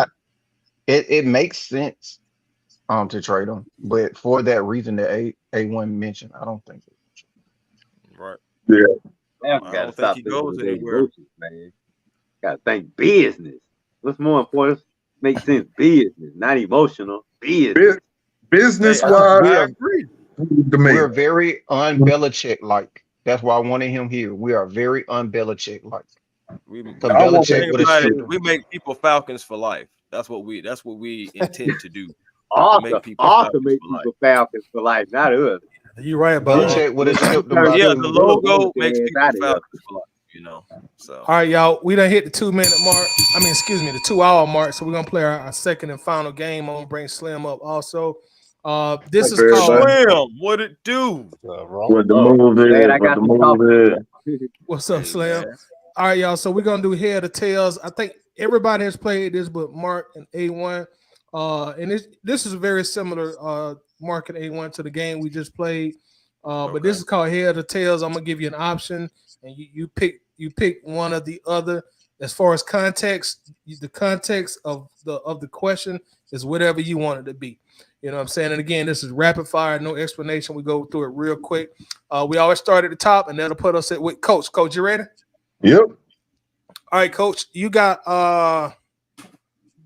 nacho or ranch Doritos? Ranch. Ranch. All right, Red. Big Mac or Whopper? Big Mac, baby. All right, Keely. Oh, this is a good one for you because you travel a lot. Phoenix or Tampa?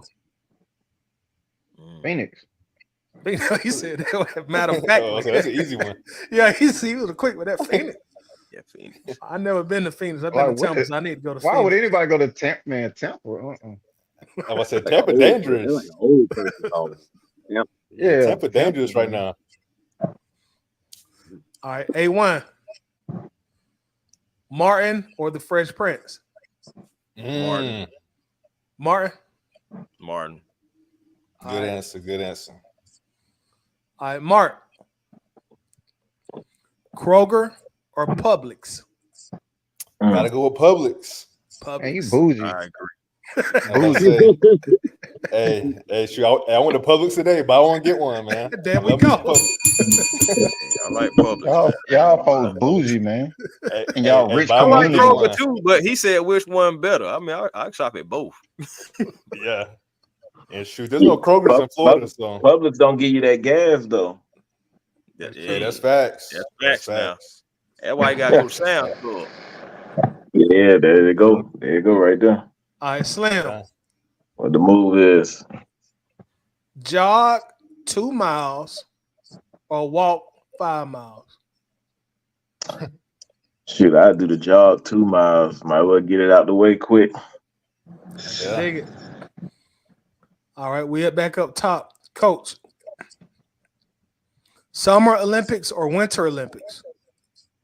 Oh, wow. Ooh. I know it's rapid fire, but question: is there gymnastics in both? Right? It's only during the summer. Some in the summer? I believe so. Gymnastics are during the summer. Only in the summer? Okay, then summer. All right, summer. Red. Italian food or seafood? What? Italian food, baby. All right, Keely. Jazz music or blues music? Jazz. That's hard. You say Easy jazz? for me. Yeah, jazz. All right, A1. Sweet tea with ice or a cold Coca-Cola in a can? Sweet tea with ice. I'm sorry. Yeah. You from the South, you gotta say sweet tea. You gotta say sweet tea. I ain't doing the Coca-Cola. I ain't doing that anyway. I don't even drink soda. Bro, that's where I'm really at for real. Yeah, because both of them from the South. Yeah. Yeah, right down. Yeah, I said they both from Atlanta. Shit. Right. Right. They both Atlanta staples. Jokes across the coast. All right, Mark. Pizza or tacos? Oh, come on, that's easy. Go on, give me the pizza. Go on, give me the pizza. Get it, man. Somebody get this man out of here. Hey, well, you know, pizza, you got so many different varieties, man. You got plenty of variety with pizza. You must not be going to the right places for tacos. Hey, I love tacos, but pizza, man, you can eat it cold. You can, Ain't no tacos in Florida, man. Oh, hey, you sleep, man. Man, you gotta go to like Cali or Texas, man. Hey, Right. I'm not gonna lie. That way you get the real from a taco. taco truck in Cali. They got a bunch of Cali. You said ain't no tacos in Florida? I was about to say he sleeps, Slim. Man, there's tons of Hispanics out there, man. You get the authentic stuff out there in Florida, man. No, the Especially authentic stuff is out there in Texas and California. Yeah, you can get some good stuff out there in Texas, but man, you sleep on that Florida, man. Yeah, I'm sleeping on that. Florida, man. I'm lifetime napping on it. I'll take a lifetime nap on some Florida tacos. Oh man, I just noticed that A1 in the middle, man. What's up, man? Yeah, man, what it do? Man, I'm sitting here looking crazy. All right, Slim. You got. I think you're a little young too, Slim, but you should be able to choose one of these. Boys in the Hood or Menace to Society? I'm 37 years old, man. Oh. You don't think I know though? Man, to me, that's a good one though. That's a good one. I say don't be a menace to South Central or drink your juice in the hood. That's not a choice. That ain't a choice, man. But if I had to pick between them two, I have to say Boys in the Hood, man. Boys in the Oh. Hood. I had to say Boys in the Hood. All right, I can dig it. I can dig it. Red had just played a clip from that from Boys in the Hood on his page a couple weeks ago. All right, so What's we up? got Miss B in So the Miss building. B in What's the up, Miss building. B? What's up, Miss Hey, how B? you Wow, doing? Miss B. What's up? Long time no see, babe. All right. Everybody She's getting back. on tonight. She's back. Right. All right, we okay. So Miss B, you gotta jump in. You got the next question. You muted. Unmute. Okay. Y'all Yeah, can hear she me There we now? go. Yeah. Yeah, we can hear you, babe. You said I got the next question. What question? What is it about? All right, you gotta we playing our game heads or tails. I'm gonna give you two options, and you pick whichever option you want. And the context of what the question is about is whatever you want it to be about, and it's rapid fire, no explanation. All right, your question is audio book or old school reading. Mm, Old school reading. Shout out to the old school. Mm. All right, Coach. We're going back to the theaters. Juice or New Jack City? Mm. Who you? Oh, That's yeah, easy that's the for me. question for me. No, No, No. no, Oh, coach. Oh, okay. Didn't take him that long to pick one. They say sit your $5 down for a change. That's what I was about to say, bro. I got to go with because that's the greatest. That's the greatest. What's the word? One-liner I've ever heard in my life. Yeah. Nino Brown, baby. They're gonna kill me, man. They're gonna kill me. Man, I swear I could quote that whole movie and make it funny, man. New Jack City was good, man. I'm sorry, it was. I like But Juice is too, up though, there, man. though. Juice was Juice good, is- yeah, man. Juice. You can't sleep on Juice either. Yeah, they both Yeah. classics. But Yeah, Yeah, compared they to both. New Jack I City you just brought take. both classic movies today, man. I'm trying, man. Mm, That's like Five, saying which better, Belly or Shotters. That's hard. That's fuck, that's don't make me hard. do that. Don't give me that question. Skip over that. Slim, Get that right part. let's tight it. Let's I'm gonna tight get it. that thing right in the Okay. All right, Red. Gary Payton or John Stockton? Mm. Give me Gary Payton. Okay, Gary Payton. Okay, I could dig it. All right, Keely, you getting all the travel questions tonight. Vacation on the beach or vacation in the mountains? Beach. That's easy. That's easy. Yeah, the mountains you get killed. Yeah. Bitch, I black ass. Cabin fever, goddamn. I see I see Hold on. I see melanin in everybody's skin. So yeah, you don't be What you messing said? with What's them your mountains. answer, Keely? I didn't hear you. Beach. Oh, beach. Okay. All right. I'm the only one that can survive their vacation, Slim. They gonna kill me. Yeah. Right. Yeah, that's how you Yeah. get missing. You wake up dead doing that. When I'll be straight in the mountains though. Yeah, we know you will. Oh yeah, we know you be straight, Keely. Look, Man. you prepared. All right. Keely's prepared. A1. Mm. I think I know what one you gonna say, but I'm gonna ask it anyway. Saxophone or drums? Saxophone. Yeah, I That's what's play up. it. Well, You there. I thought you was gonna say drums, to be honest. Saxophone, my brother. Saxophone. Yes, sir. Bill All Clinton. right. It's our final one, Mark. This might be for your time. I would say if you Mark, want how to, old you is can you, give it to baby? Miss B. 12? All right. Hey, I'll take it. Hey, shoot, you can give it to Miss B. All right, Ms. B, he passing it to you. This is the last one. Like John Stockton. Peter Warwick or Percy Harvin in college? College only. Oh, That's What? easy. Say it again. That's easy. I would say I should have kept that. Say it Yeah, again. what you get? All right.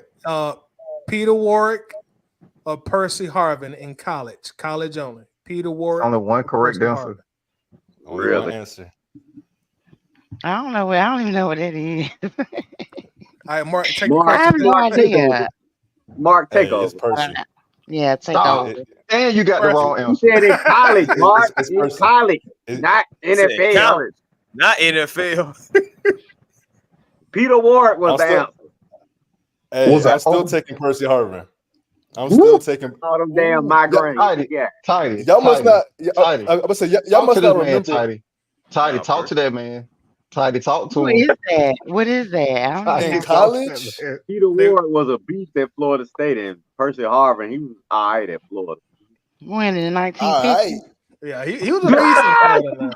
hey, hey, Bro, Nah, I'll say 1950. Percy. Percy used to do his thing. Now I Yeah, can't. he I can't did. take it from he Percy used though. to, yeah, he used to do his thing, but he ain't do what Peter Ward was doing though.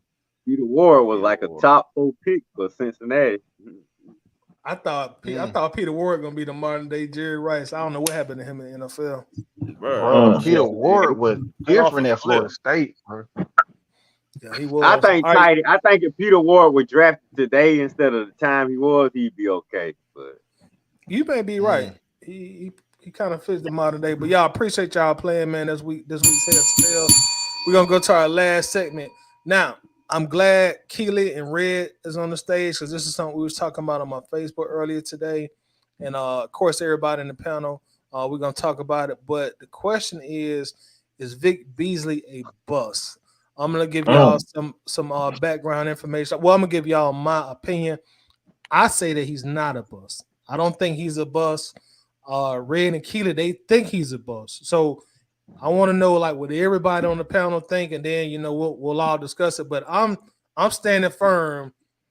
Vic Beasley was not a bust. Now let me say this: I'm not saying that he was good. He was great, Hall of Fame or nothing like that. But I'm just saying, based on what he gave Atlanta, his production, I can't call him a bust.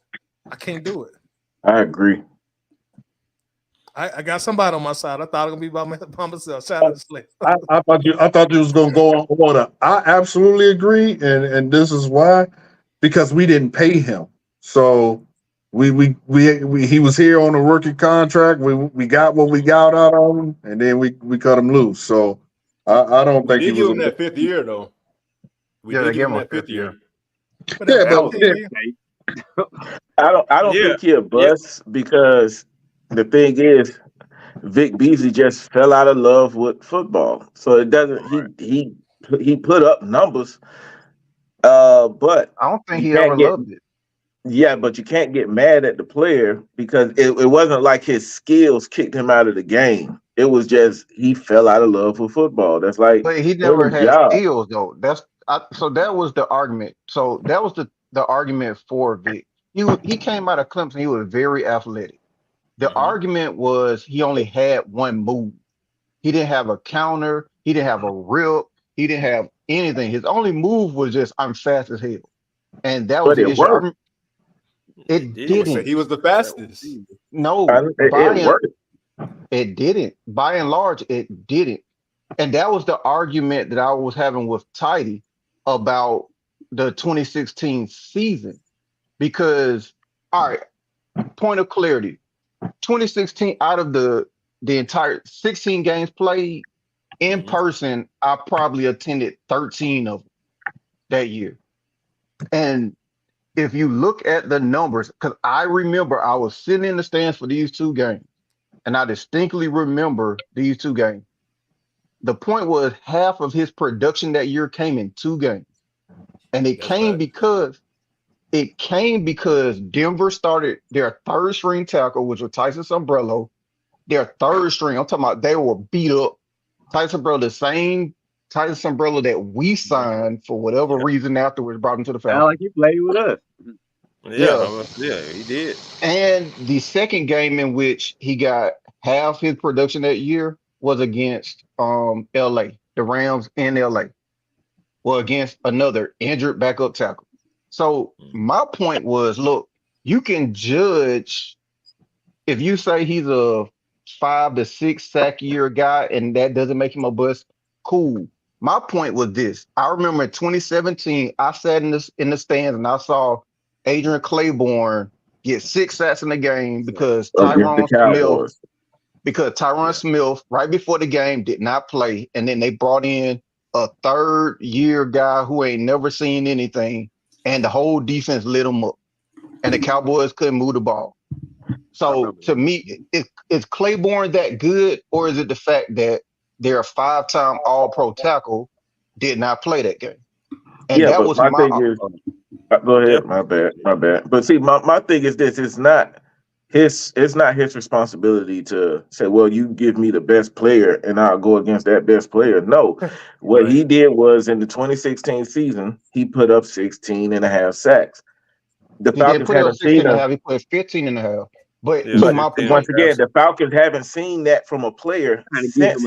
So the thing is, so my thing is, it doesn't matter who he was going against. If the opponent team put up an old lady and he had to win that 1-on-1, he won his 1-on-1. No, it doesn't matter. No, it does matter. It does matter, the competition. It's the same reason you don't look at 1,000 yards from a rusher in the SEC West versus 1,000 yards in the Sun Belt. Like they look at 1,000 yards like you got 1,000 yards. You do not, because you're looking at the competition that was played. It's the same reason that when we talk about Ritter path in college, and we talk about him playing against women of the children college during the season, that's the same reason we were laughing at him, because we were questioning the talent that he played. But Kelly, we're not going to act like the talent that was played doesn't matter when we sit here and do it all the time. That's the reason we don't look in the Mountain West for talent. Nobody's looking over there. You're talking about college. A lot of those folks work at Home Depot. No, not the Home Depot, but a lot of them folks work 3rd shift at Starbucks now, man. And where is Jalen Mayfield at right now? Everybody is a pro. And where is Jalen Mayfield right now? I've seen one of them. I had just seen him. He work at FedEx Kinko's. Yeah, I see one of those college quarterbacks. And that's not, hold on, and that's not college. Jalen Mayfield played in the NFL. Where's he at right now? Picking up boxes, right? Look, I got this stick from one of those college quarterbacks that played the other day, man. I got one of these. But you're not realizing I just X'd out your point of, oh, that's college football, because we've seen sorry ass talent in the NFL. We just seen Jalen Mayfield. It doesn't matter if Jalen Mayfield back to play. But it doesn't matter if they were sorry in the NFL. They are pros. They are pros. All right, so bring Jalen Mayfield back. Would that make you happy? Here's the thing: if he doesn't cut the mustard, he gets cut. No.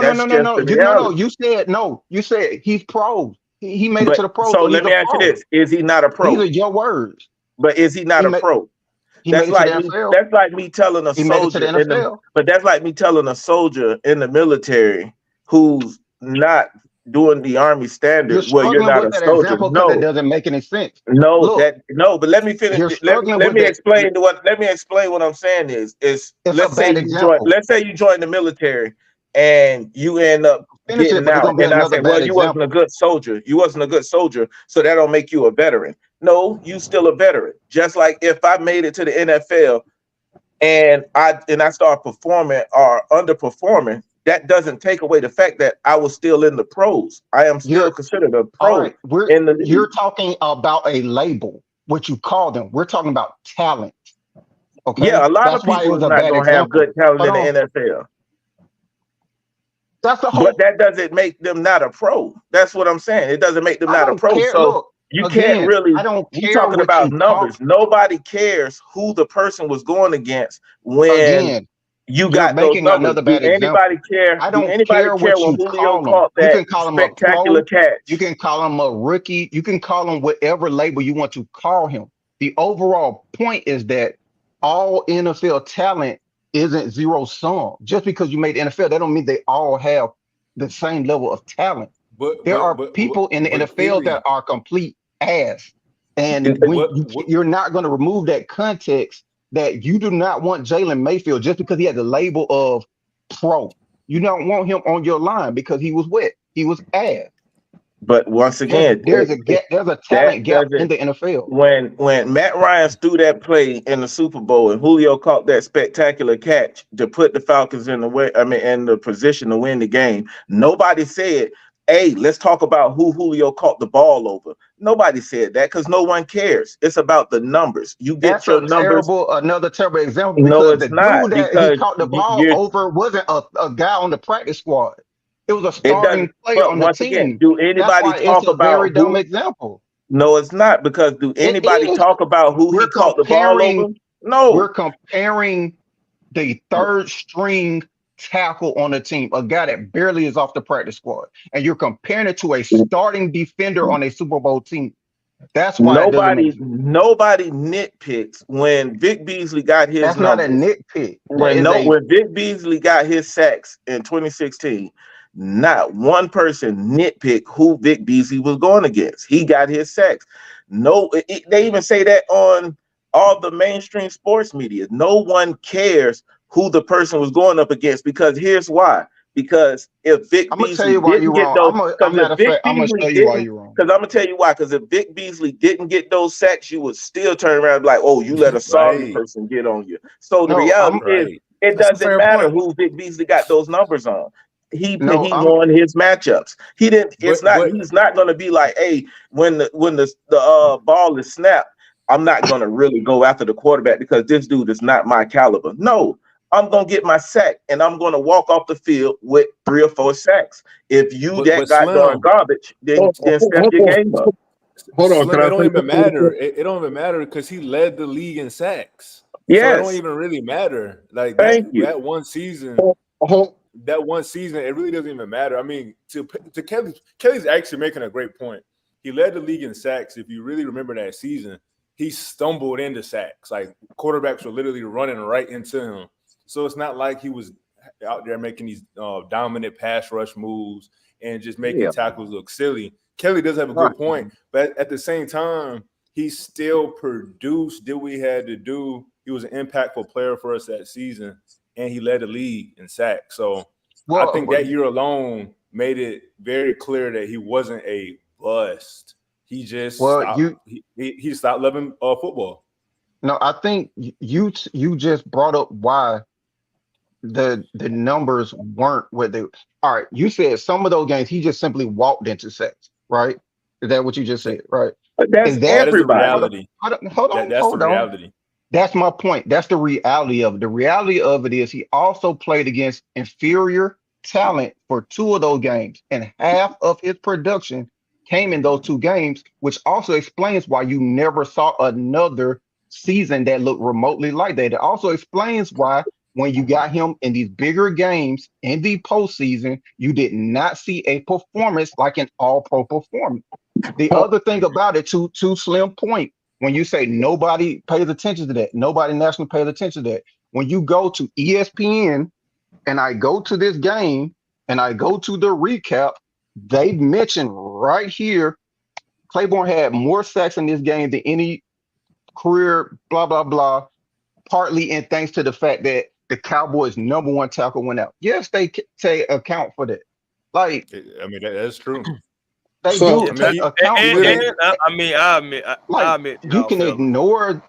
ignore that context. I can't because I saw it. That's my point. Yeah, so yeah. I mean, that's facts. That's facts. Okay, He go has ahead. a Go ahead. point. let me jump in real quick. Yeah, y'all both have a point. Keely, please jump off my dude because that's my favorite Falcons player. But that's neither here nor there. But yes, absolutely, I feel Keely has a point. My favorite player is Claiborne. Well, he's one of them. Him and Spoon. And yes, he went against inferior talent. He went against the person that was in front of him. He did what he had to do, and he got the numbers. So you both are right. The numbers is all that matters. All we know is Claiborne had the most sacks that game. But to Keely's point, he got the most sacks because he played against inferior talent. So in relation to Vic Beasley, I feel like that again, y'all are both right. But I believe that what makes him not a bust is he wasn't, to me, a bust is a player like Tim Tebow, Johnny Pat Manziel. McKinley. Tim Tebow, Johnny Marcus Manziel. Russell. To me, those are busts. Big Beasley, I don't feel like he was a bust. I don't think the ceiling was so high for him anyway. Although, yes, I understand he was a first overall pick, but it wasn't. I don't remember him being looked at like he was this game-changing, unicorn type player. You know what I mean? Like, so that's why I don't think he's a bust. Hey, Let me say this. You also have to Archangel just remember- hit it right on the head with that one. And also, let me just say this right quick. People are calling AJ Terrell a bust, and he played wide receiver ones, but yet, he don't get a lot of interceptions, but yet people still call him a bust. So the reality is, people only nitpick certain stuff to push their narratives. At the end of the day, when it comes to negotiating, or when it comes to these players getting at the table to negotiate, they're not going to say, well, man, you play a inferior player, but yet They are going to say that. Still gotta no, they're going to say, they're going to pull up the numbers and say, well, this is what your production You is think a doing. GM is not going to say, if you think a GM not going to tell Vic Beasley Yeah, but that, if my you are crazy. if my agent goes to the table and tell the GM that, well, since we played inferior people, then I guess we can come off the top. We can skim some money off the top then, or we can give you a discount. No, the reality is he put up his numbers. Like, for instance, let's go back with AJ Terrell. People are calling him a bust, but yet he's only gave up 4 touchdowns, and he didn't get an interception last year, but he's literally stopping first string wide receivers. But yet, since he's not getting a lot of interceptions, well, he's not doing good. The reality is that The reality is that's a the terrible analogy. point But of let a me make sack. this point. Here's the thing about a sack. A sack means I did what to the drive. I don't care if the other player. I don't care if the other player was inferior. But guess what I just did? If I got a sack, that means you lost yards and you lost downs. So for the overall of the team, I don't care if you should put somebody up there that's better. If you knew I'm destroying that player, then get him off the problem field. with that. So with Vic Beasley's season, you trying to tell me his agent was going to negotiate a big time contract off of that one season that he got in 2016? You got darn right he was. You crazy in your mind, boy. That's why he out the league now. He didn't get no contract offer like that when he went to Tennessee. Vic Beasley got out of the league because he just didn't like playing football anymore. It wasn't What because did Tennessee offer him? Did Tennessee offer him a big time contract when he left us? According to you, they could have looked at that 2016 season and say, "Yeah, Vic, we're gonna give you a big time contract off of that one season you had." I think he got 8 sacks. Hold Didn't he on, get Rick. 8 sacks his last year with the Falcons? And they still didn't offer him no big time contract. But hold on. Now let me hit you a different, Red. Name me one defensive end we had outside of that came after Vic that put up Vic numbers. And we was playing sorry teams now. We're playing sorry teams because for the last 2 years, the Falcons was considered having the easiest schedule in the league. Right. So name me one person who put up numbers like that. Bro, in his last season, he had 8 sacks, right? We haven't had anybody with 8 sacks since. Here's my thing. The most we had was 6 sacks. So here, I would say this. Just to drive it home. Teams are gonna look at him like he's an elite pass rusher, though. I don't disagree with Keelan when he said about the competition, because I mean, if you want to dive into it, the competition is the competition. Right. But at the end of the day, if he got half of production, the numbers are still the numbers. Right. That's why I said, the numbers are the numbers. But that don't mean they're gonna look at him like an elite pass rusher. But let me explain why it's important. Let me just give you context of why it's important. An elite pass rusher. Right. So let me give you context. What is this, Disneyland? Let me give you context as to why and he only had 1 sack in the playoffs in 2 seasons. Let me give you context why it's important. Right? Let me give you context to why it's important. So the Water Boys, right? I shared a video, right? You remember a defensive end we took out of Arkansas University. Y'all remember that guy? What year? No, Texas, UCLA. He's talking about Anderson. No, Jamal Anderson. You remember Jamal Anderson when we drafted him in the first round, right? Oh man, yeah. He was a super bust. Hold now on, that's but Keely. hold That's on. a bust. That's a Hold bust on. now. No, That's a I'm gonna bust. clarify. That's a I'm gonna bust. clarify Hey, the. I'm is gonna he a clarify bust, the bus William? thing. Is Jamal That's a Anderson bust. a bust, Hold on. William? Hold on. Uh, Hold on. Let me finish this. Let me finish this out real quick. You know Go he ahead. is. The point that Stan from the Water Boys was making was that the reason people got fooled is because in that one good season at Arkansas, the bulk of his 10 sacks came in with 2 games against like Murray State or somebody like that, right? Mm. So because the numbers are the numbers, but because the bulk of his production came against inferior talent, they were pump faked into thinking that he was actually a first round talent. So that is the same thing in which that particular all pro season where you have yourself thinking that he's an all pro talent because he But got but inflated but stats Kelly, playing off. Hold on, let me finish. That is the reason you're looking for that same production that he gave you against inferior talent against teams that really matter. And you never got it because no, he's that, not an all pro but you talent. can't use that argument because you're comparing a college team moving Oh over into my the God. It NFL. doesn't. no, no, All It right. does no, no, matter. no, no. That It But does matters. not but matter. It Kelly, does not matter. It's the same example of playing inferior talent to inflate the stats, and you think you have more talent in that player than what it is. That's the exact No, same thing. He no. Hold on. Go played ahead, the Mark. bulk Go of his ahead, Mark. production. Let me I jump got in. You something. I got a hold counter on. for that one, but That's go why. ahead, Mark. That's why you didn't see him. well, That's why you didn't see him pinch a soul on the Super Bowl run. That's exactly why you didn't even see him just pinch anybody on the but entire Super Bowl run because he wasn't Let an All Pro talent. let me jump in the real only thing I quick. would say, the only thing I'll say real quick, coach, is we got to remember with Vic. Vic had that season, then the next season, due to injuries, we had him everywhere. We had him playing. We had him as a damn near safety. Like we had him as a Nickelback. linebacker. That's what I'm saying. We had him as a He played nickelback. a So lot of we his got to snaps as remember that. linebacker. All right. Do y'all remember the Exactly. conversation that Chuck He Smith was and moved everybody that around was in his around him? career. I get it. But do y'all remember the conversation that was around Vic during this time? Chuck Smith was very vocal on him. That he didn't love Yeah, football. he was. Yeah, He he did said he not love had football. poor. He said Poor the work big thing. ethic. You remember they brought in. You remember they brought in Bruce Irvin, and Bruce Irvin was supposed to somewhat Mm. mentor him. And then they interviewed Bruce Irvin, and he said that Vic Beasley seemed like he just was unreceptive, like he didn't need no help, no anything. Yeah. And the He didn't want dialogue nobody of Mm. yelling at him. Don't yell at me. the whole dialogue around Vic was that he had a poor work ethic. He wanted to do it his way, and he didn't work hard enough. And that's where Chuck Smith was really beating him up on.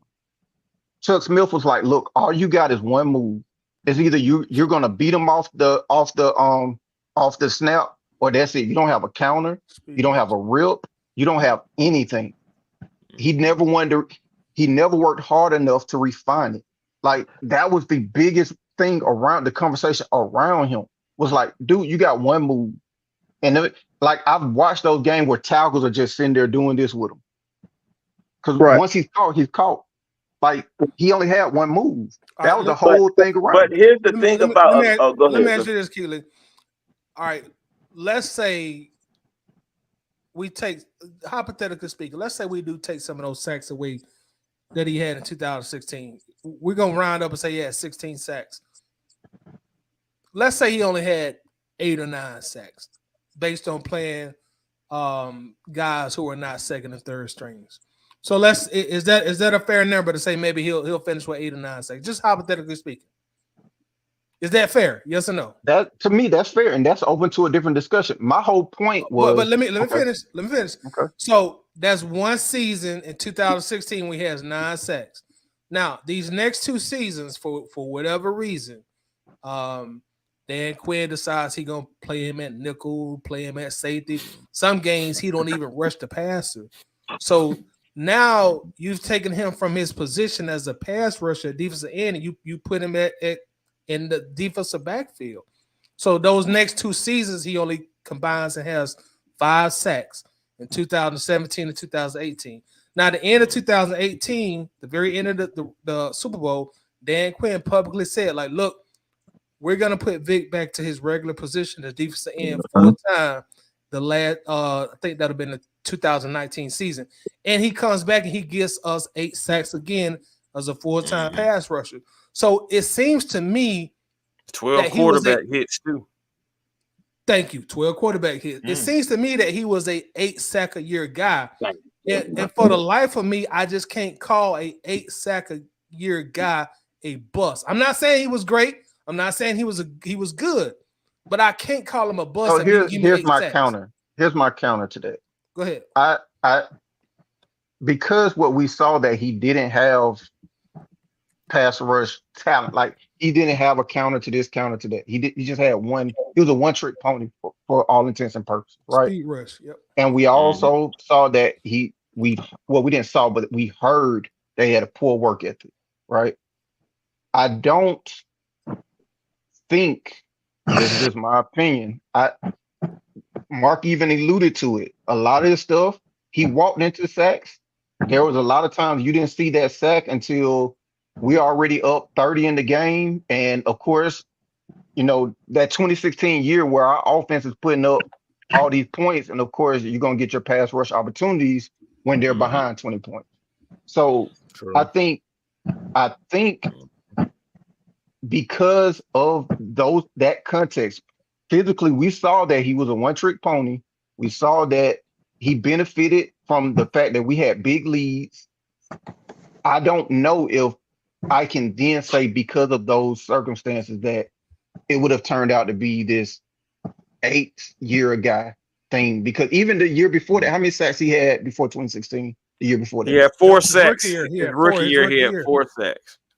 As a rookie. But here's the thing: most defensive ends, he's a hybrid linebacker. They don't put up double-digit sacks or high number sacks in their first. The average time it takes for a defensive end to get in his groove is 3 years. I'm gonna give you. This is the reason why I say, listen, it's all about the numbers. It's not about no context. Let's go into boxing. Let's do a Dan Quinn move. Context. Nah, but let's do a Dan Quinn move right here. Let's talk about boxing. What do a lot of boxers do when the match is about to be over? They do a lot of jabs. They do a lot of quick hits. Why? To make the numbers funny. Then people are saying what Mark had said. He said he walked into a lot of sacks. Well, the reality is, a lot of defensive ends, that's the whole purpose of the defensive line, is to crush the middle, force the quarterback to move left or right. And guess what that does? It makes the defensive end job easier. You are putting that contain on them. But I'm saying you're putting that contain on them. So it doesn't matter whether he walked into a sack. It doesn't matter if the quarterback fell on the ground and he touched the quarterback left shoe. He got a sack. His number says, "I got a sack." It doesn't. It matters. It does. It matters for the second debate. It don't. If you look at Vic Beasley's stats, if the game is over, if the game is over, what is the value of the sack? When you go online, we're already up 20. What is the value of the sack? How do they help with it? But that's any pass rusher. Okay. Thank you. It's any pass rush. Yes, every pass rusher benefits for it, but you need someone with talent to get a sack. Or move the quarterback that has already been argued. Most defensive ends, Chuck Smith himself, Chuck Smith and other people who have played the position have said he just didn't have the talent. He only had one move. Let me jump in. Most of them have just one move. It's just that you have to master that one move. That is a complete lie. That is a complete lie. Most defensive ends everybody have a signature move. That's what most defensive ends, they have their signature move. And one move is two different things. Big Beasley, whatever. But the reality is, if I was Coach, Big Beasley and I luck up to get around 8 sacks a year, Coach? If I'm averaging 8 sacks a year and I'm just getting lucky like that, well then that's darn good for me. Like I'm not gonna sit there. That's great if that was his average, but that's not his average. That's great. Hold on. Let me jump in. Both of you guys are right in your perspective. Hold on. Let me finish, Keely. Both of you are right in your perspective points.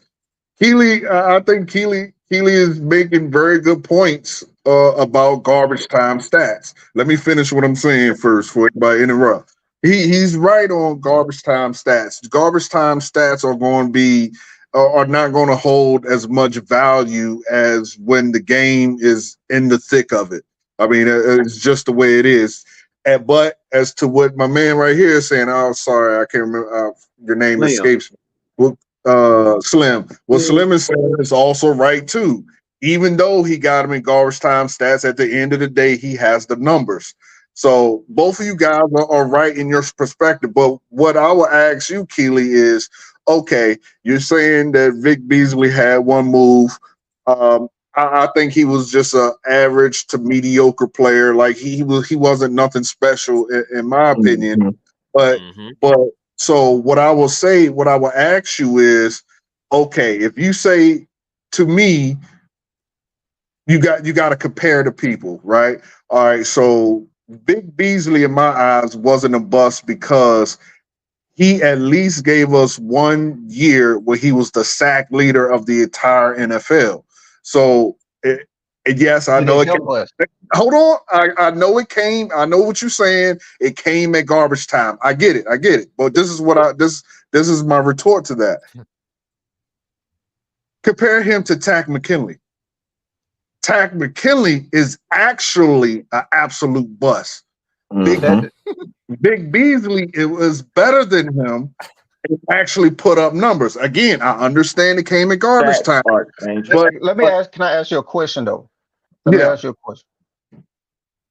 How does having a league leader that's just ceremonial, just to say he's a league leader, how does that actually help the defense? Like if I need somebody to go get a sack to end the game, and he's just the league leader just in garbage time. Right. If he can't go get a sack to end the game or to stop a drive, how does him being the league leader help us? Here's the problem about sacks, though. Here's the thing about sacks. Just one quick thing. There's no such thing as garbage time sacks. Oh, go ahead. I asked Coach a question. Oh, my bad. You absolutely right, Keely. You're absolutely right. But this is damn, I forgot what the hell I was about to say. And one more question for you while you think about it. Can you address the fact the statement that he made that there are a lot of great defensive ends that only have one move? Can you please address that? No. Okay. A great defensive end has multiple moves. But I didn't say great. I said a lot of defensive ends have just one move. It's just even the thing you can master that one move. OJ Simpson literally put up 200 and something yards doing the exact same thing. And guess what OJ Simpson said? They wasn't stopping me, so I'm gonna keep doing it. He did the exact same run move on the outside and put up 200 and some yards in one game and said, well, they didn't stop me, so I'm gonna keep doing it. The saying in the football is you can't get mad because the person is doing something. If you don't like it, then you stop them. But let's talk about the sacks. There's no such thing as when you talk about garbage numbers or garbage time numbers.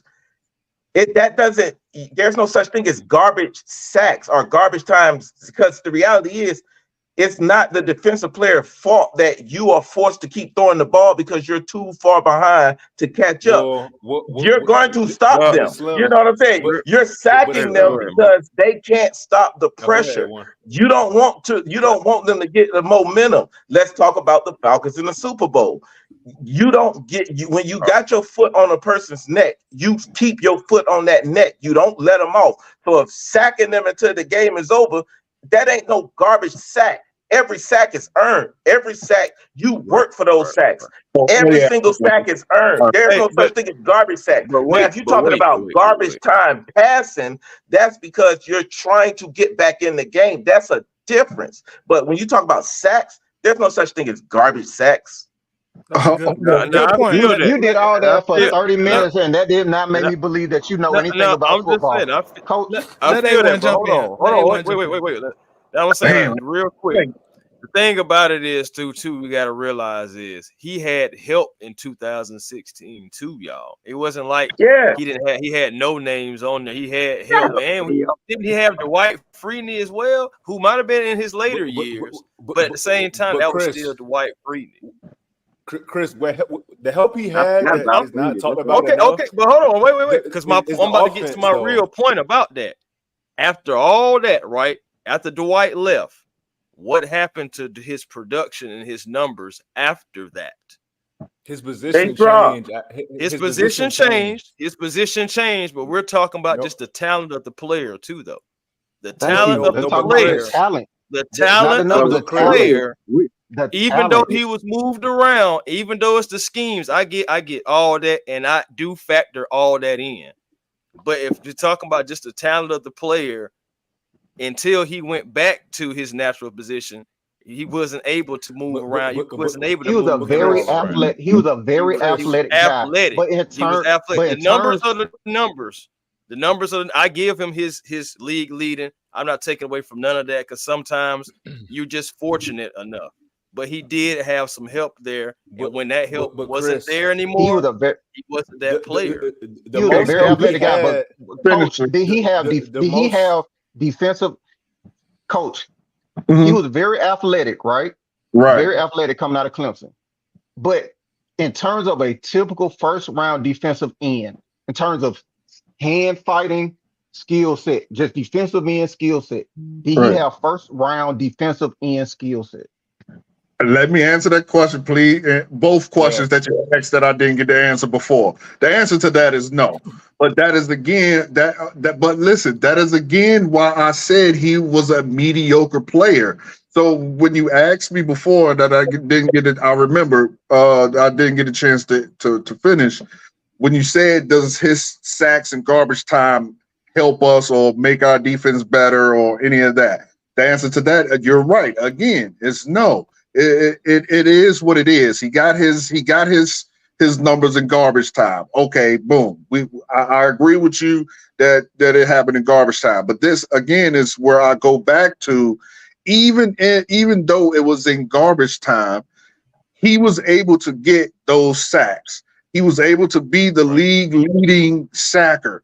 On the same team, on the opposite side, was another player playing the same type of position against the same teams, doing the same thing, and he wasn't able to do it. That's what I'm saying. So, yes, you're right that he got it in garbage time, but he still was a better player than Tack.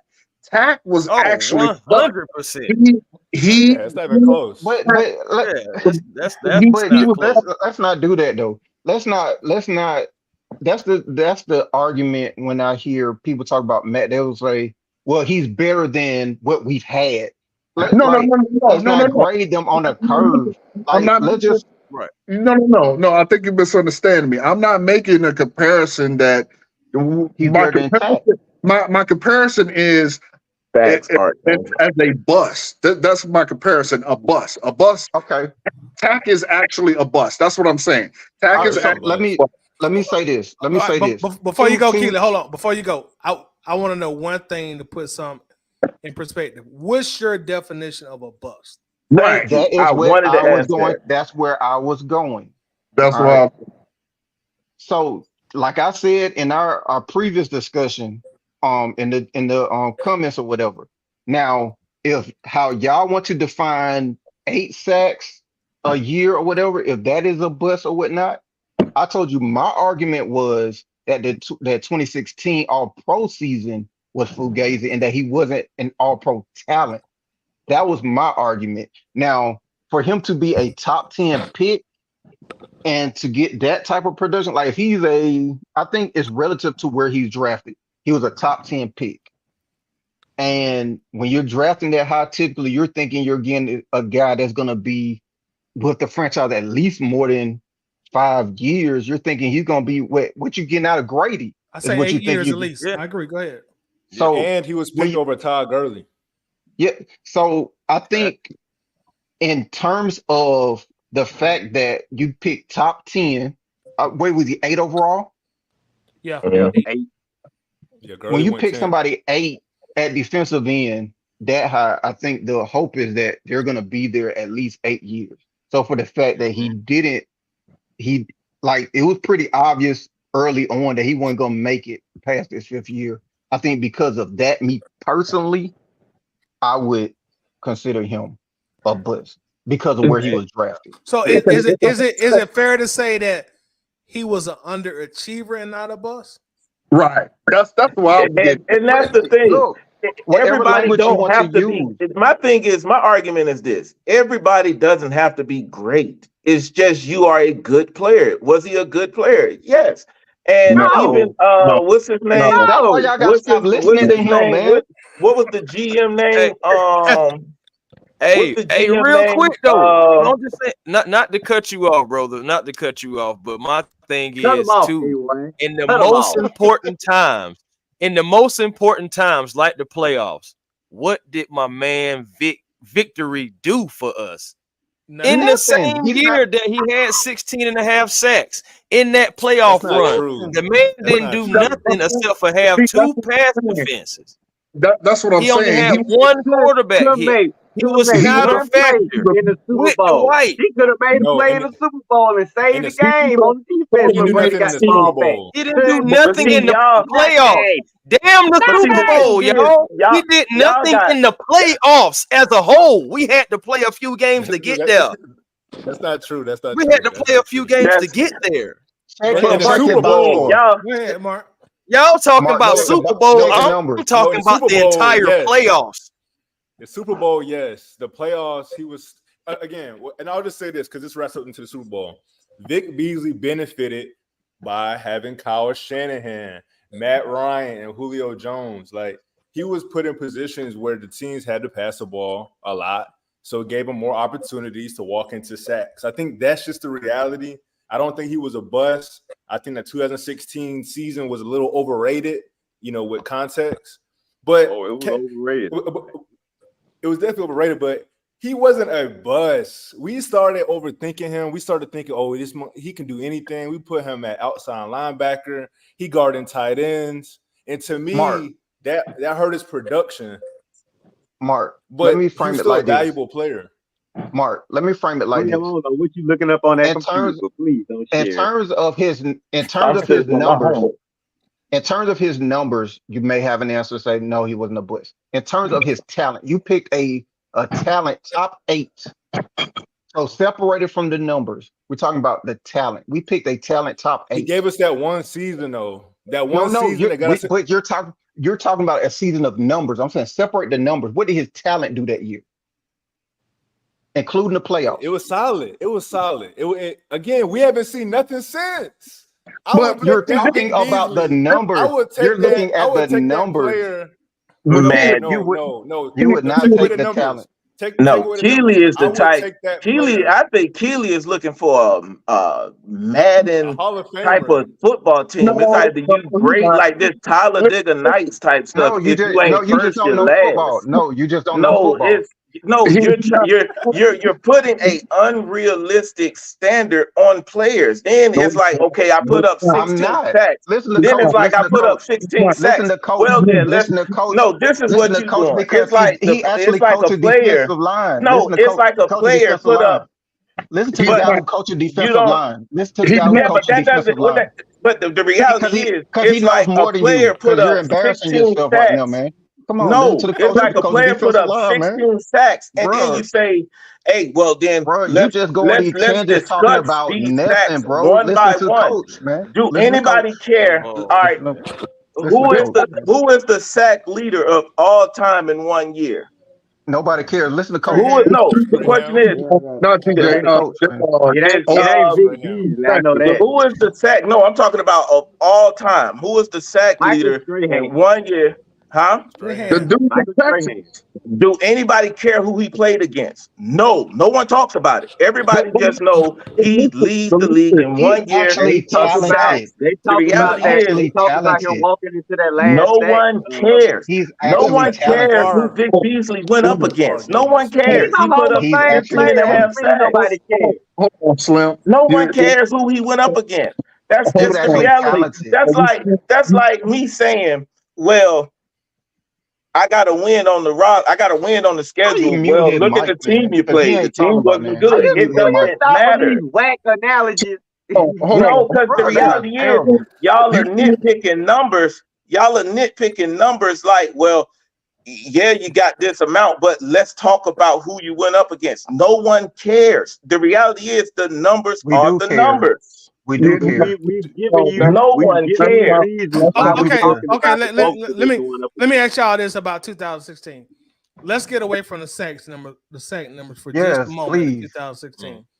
Let me give y'all the rest of his numbers. He led the league in forced fumbles with 6. 6. So I'm saying that probably accounted for 2 No, or but 3 hey, turnovers. no, hold on. You got to take away 3 because he played somebody who wasn't supposed to be there. Take Hold away on. 3 of those. Right, but hold Take away on. 2. No, just Hold take on. away 2. Hold on. He had 6 forced fumbles, so that probably accounted for 2 to 3 turnovers. He had 1 touchdown. He had 40 total tackles. He had 11 Man, tackles for 40, loss. man. Ooh. He had 16 quarterback hits. That Wasn't means he he like was third in getting to defensive the player of the year? quarterback. That means he was getting to Wasn't the quarterback. It means he So, got to the quarterback after the game was over. Continue, coach. Go ahead. Oh, so, Lord. so again, Slim, What's up, Will? you're definitely putting too much onus on the numbers. Because Keely is right. There's a difference between talent. You're not going to say that he is as good as J.J. Watt, who was if I'm not mistaken, he still is the sack leader, or he was the sack leader. I'm or pretty even sure. Nick Bosa? Yeah, I would you never compare him to J.J. Watt anyway, because why? just said One, leader. You just but here's the thing. I never said Vic Beasley was a great player. He was a What good the? player. no, he was. The reality is, it's always got to be a 0 to 100 when it comes to talking about players. Tyler, can you Yes, he show had Larry's the he Dixon Wade comment? He was mediocre at best. But what I'm saying is, you can't His last one. compare him to a great. You got to compare. That's where I was getting at when I was talking to Keely about Tack. You can't compare him to a great. You got to compare him to another mediocre to bum player. So comparing him to Tack is the best way I can do it. So Tack is straight trash. Straight trash. That is a bust. Big Beasley was not great. He was mediocre. I mean, it is what it is. He was very mediocre, but he wasn't a bust. That's my only Is it disagreement with fair to you. say he was Everything bust you said caliber or pretty bust spot elite? on. But he wasn't a bust. But he wasn't. He definitely wasn't great. So I don't know why you I getting that never point. said, not one time have I ever said Good. Vic Beasley was Excuse me. great. I Good. just said he was He a wasn't good good either. player. He wasn't There's good. He no, wasn't good either. and we acting He like wasn't good just to either, be a though. good player, you have to, like, come on, he put up numbers. That's the reality is, You're going that back to when the they numbers. hired him, he You're put up going back to the numbers. He put numbers. pressure on the quarterback. The reality is, the But Falcons haven't had the that Falcons. necessarily So the doesn't necessarily make you a good player. Again, look at garbage players. I would to push back on your point. I would go to Tim Tebow. Tim Tebow put up good numbers. He put up numbers. Was he a good player? No, he was a mediocre. He was a mediocre player. So that Okay, Hey, let me ask y'all this. Can we highlight Vic Beasley's final season in Atlanta just real quickly? I don't even remember it, and that's a problem. I'm gonna tell it to you real quick, Coach. He had 8 sacks. Okay. 42 total tackles, 8 tackles for loss, 12 quarterback hits. Now, how many games he play? Hold on, say that again. How many games he play? Okay, 16. He played in all 16 games. He started 15. He had 8 total sacks. He had 42 tackles, 8 tackles for loss, 12 quarterback hits. And what year was that, Tidy? That's 2019, his final year. Again. Now on that what he poor do in year, 2020? Going forward, who outdid those numbers? That I don't care about. What the talent was. Who outdid those numbers from that year going forward? And that's his You don't poor care about year. a lot of things. That's his poor year. Now, who did better than him going forward? That was not his poor year. That's why you need to That's stop not talking. good That was not his numbers, though. poor year. Yeah, but Those once are not again, good numbers, though. we not talking about his rookie year. Come on, but I'm talking about That his is still down not his year worst at year. 8 That's sacks. At 8 sacks, I'm talking about at 8 sacks. Who did better than him going forward? I'll bro. In wait. 2017, he had I'll 5 wait. sacks. 2018, he had 5 sacks. You talking about that's his worst year? But Stop But but who playing. Keelan, did but better than Keelan, him? that deserves some context. He was not a full-time defensive end those 2 years either. He was a middle linebacker. I mean, he was playing linebacker. But once again, who did better than him going forward? I'll wait. All right, so I got hold on. You know what? I got a better statement because y'all No, want to answer the question. Who did better than I'm him about to going hold on. forward? If you hush for a second, I'm gonna give an answer. It might not be the answer you like, but you about to get one. So here's what's about to happen. Because y'all want to grade on the curve. 2019, he had 8 sacks, right? He had Yeah. 8 sacks, right? Shaquille Barrett had 19 and a half that year. Chandler Jones had 19. Cameron Jordan had 15 and a half. Danielle Hunter had 14 and a half. TJ Watt had 14 and a half. You want me to keep going to see where he ended up? We 'Cause y'all talk wanna about compare- Falcons. No, that's where you lost because you want to compare him to Falcon history. We're not playing against the 2021 Falcons on the schedule. We're playing against the rest of the league. So, so compared to his contemporaries, that wasn't even a drop. That wasn't even half the sack total of the leaders. But So then that makes the Falcons extra garbage juice because no one could put up those numbers. But No player on the Falcons could put up those numbers. We're not saying he was a great player though. We're just saying he wasn't a buzz. That's what I'm saying. He wasn't great. Hold on. Tidy, your argument is a completely different argument than the one he's failing to have. That's a totally different argument. No one said, Tidy, have you ever heard me say he was great? Hold on. No. What you said was he was good. What you said he was good. Now, what Tidy is saying is that he's name not me someone. Now, until you can name me, I would give me someone who put up better numbers than him, and I would literally give you $300 off the Falcons. Name me someone who did better than him. I think you might have either some comprehension issues or whatever, because what I told you is that they're not playing against old Falcon team on their schedule.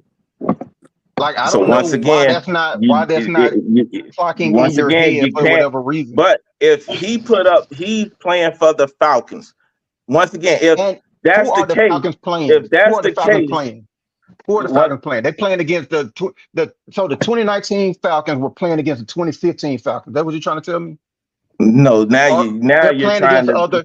But the reality is, if he was such a bust, then what we're getting at is you're saying that he was considered a bust. So then that means everybody who can't put up those numbers on the Falcons are a bust as well. So that's also inaccurate, and it's a very dumb point because you see what I'm saying? Because a bust is relative to where they're drafted. Player, you will find a way to make that player a bust. That's what you do. You did that to Matt Ryan. You're doing it to Vic Beasley. If you don't like the player, you will find a way to pull the stats to make that person a bust. Man, you want it all Madden. Hold on. When did I call Matt a bust?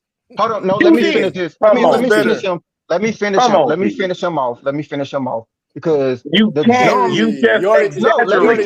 finish. Hold on, no. Because what was dumb is that we're gonna go pop some popcorn. Bust is relative to where you're drafted, Nutso. So if we draft a defensive end in the 3rd round and he doesn't get but 5 sacks, that's not a bust.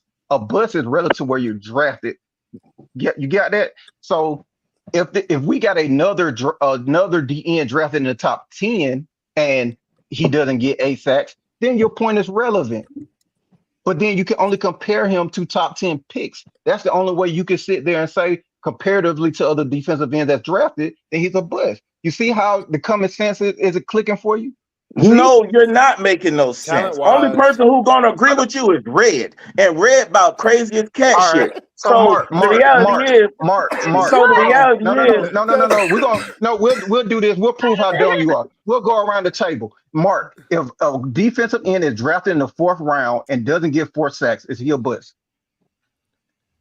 Thank you. There we go. Don't make sense. Move on. It does. Because what you're trying to say is nobody else who gets 4 sacks, everybody else who doesn't get 8 sacks is a bust. That's not what I'm saying. That's what you want me to say, man. You debate like Trump, man. That's what you do, man. That's what you said. This is what man, you debate like Trump, man. You just make up the argument, man. That's not what I'm saying. The reality, what I'm saying is, let me ask a question for if we And talking then about from you a need a better team job of perspective, articulating. No, you need a better job of articulating your point no, then, you're because what just you making up no, your argument I point, did man. no. What you No one said never was said to Vic no. Beasley was a great player. He's not going to go in no Hall of Fame. I He's not didn't going to go say, in no Ring of Yeah, Honor. bruh. He's Larry, not going to do none stop of that. what you But say, was he Larry. okay? Yes. What are you, bruh? What? Nobody said great. What are you talking about? Y'all was sitting there saying I was saying he was great. I No, never you once said said he was good. great. You said good. He was he good? You. Yes. But then I said this: name me one player from the Falcons who put up Vic Slim. Beasley numbers. That's what I'm Outside about of, to ask you, I mean, Slim. going from when Vic Beasley left, did we see that kind of production from any defensive end we got drafted or picked up in free agency? No, we Again, didn't. The reality and is we you, didn't. We and don't have again, that. And then we've been playing sorry you teams and said it still again. couldn't put up Again, you numbers. said it again. You requested that same statement, and you said then everyone else was a bust. You did not preface it with the fact that it's relative to when they're drafted. That's how you determine somebody's a bust. I don't know how hard that is for someone to comprehend. If you draft someone in the third round and they do not work out, that's not a bust because they were a late pick. I don't know how this No, is not connecting that's with you. not I don't know why the true. trouble That's is. not true. Vic was a top 10. Desmond Ritter was a bust and he was drafted in the third He was round. not a bust. He was not a Whoa. bust. He is Whoa. not a bust. He was a Wait, Whoa. third wait, wait, round wait, pick. wait, See, your definition of a bust is foolish. A bust just means you didn't live up to, because the Falcons put extreme hype on Desmond Ritter. Desmond Ritter It's didn't live not up to foolish. the You're hype. just dumb Was if he you a bust? expected a third Yes. round pick to play like a.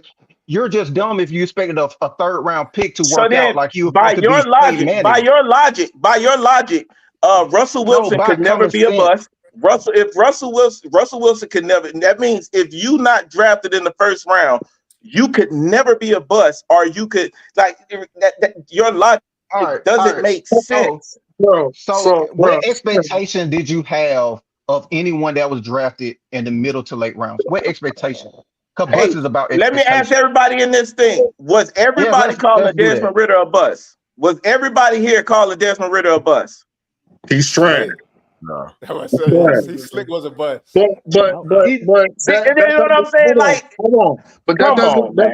that doesn't equate, Slim, because Desmond Ritter was a third, fourth round pick. So what Keely is saying, it makes it. That's why I keep going back to Tack.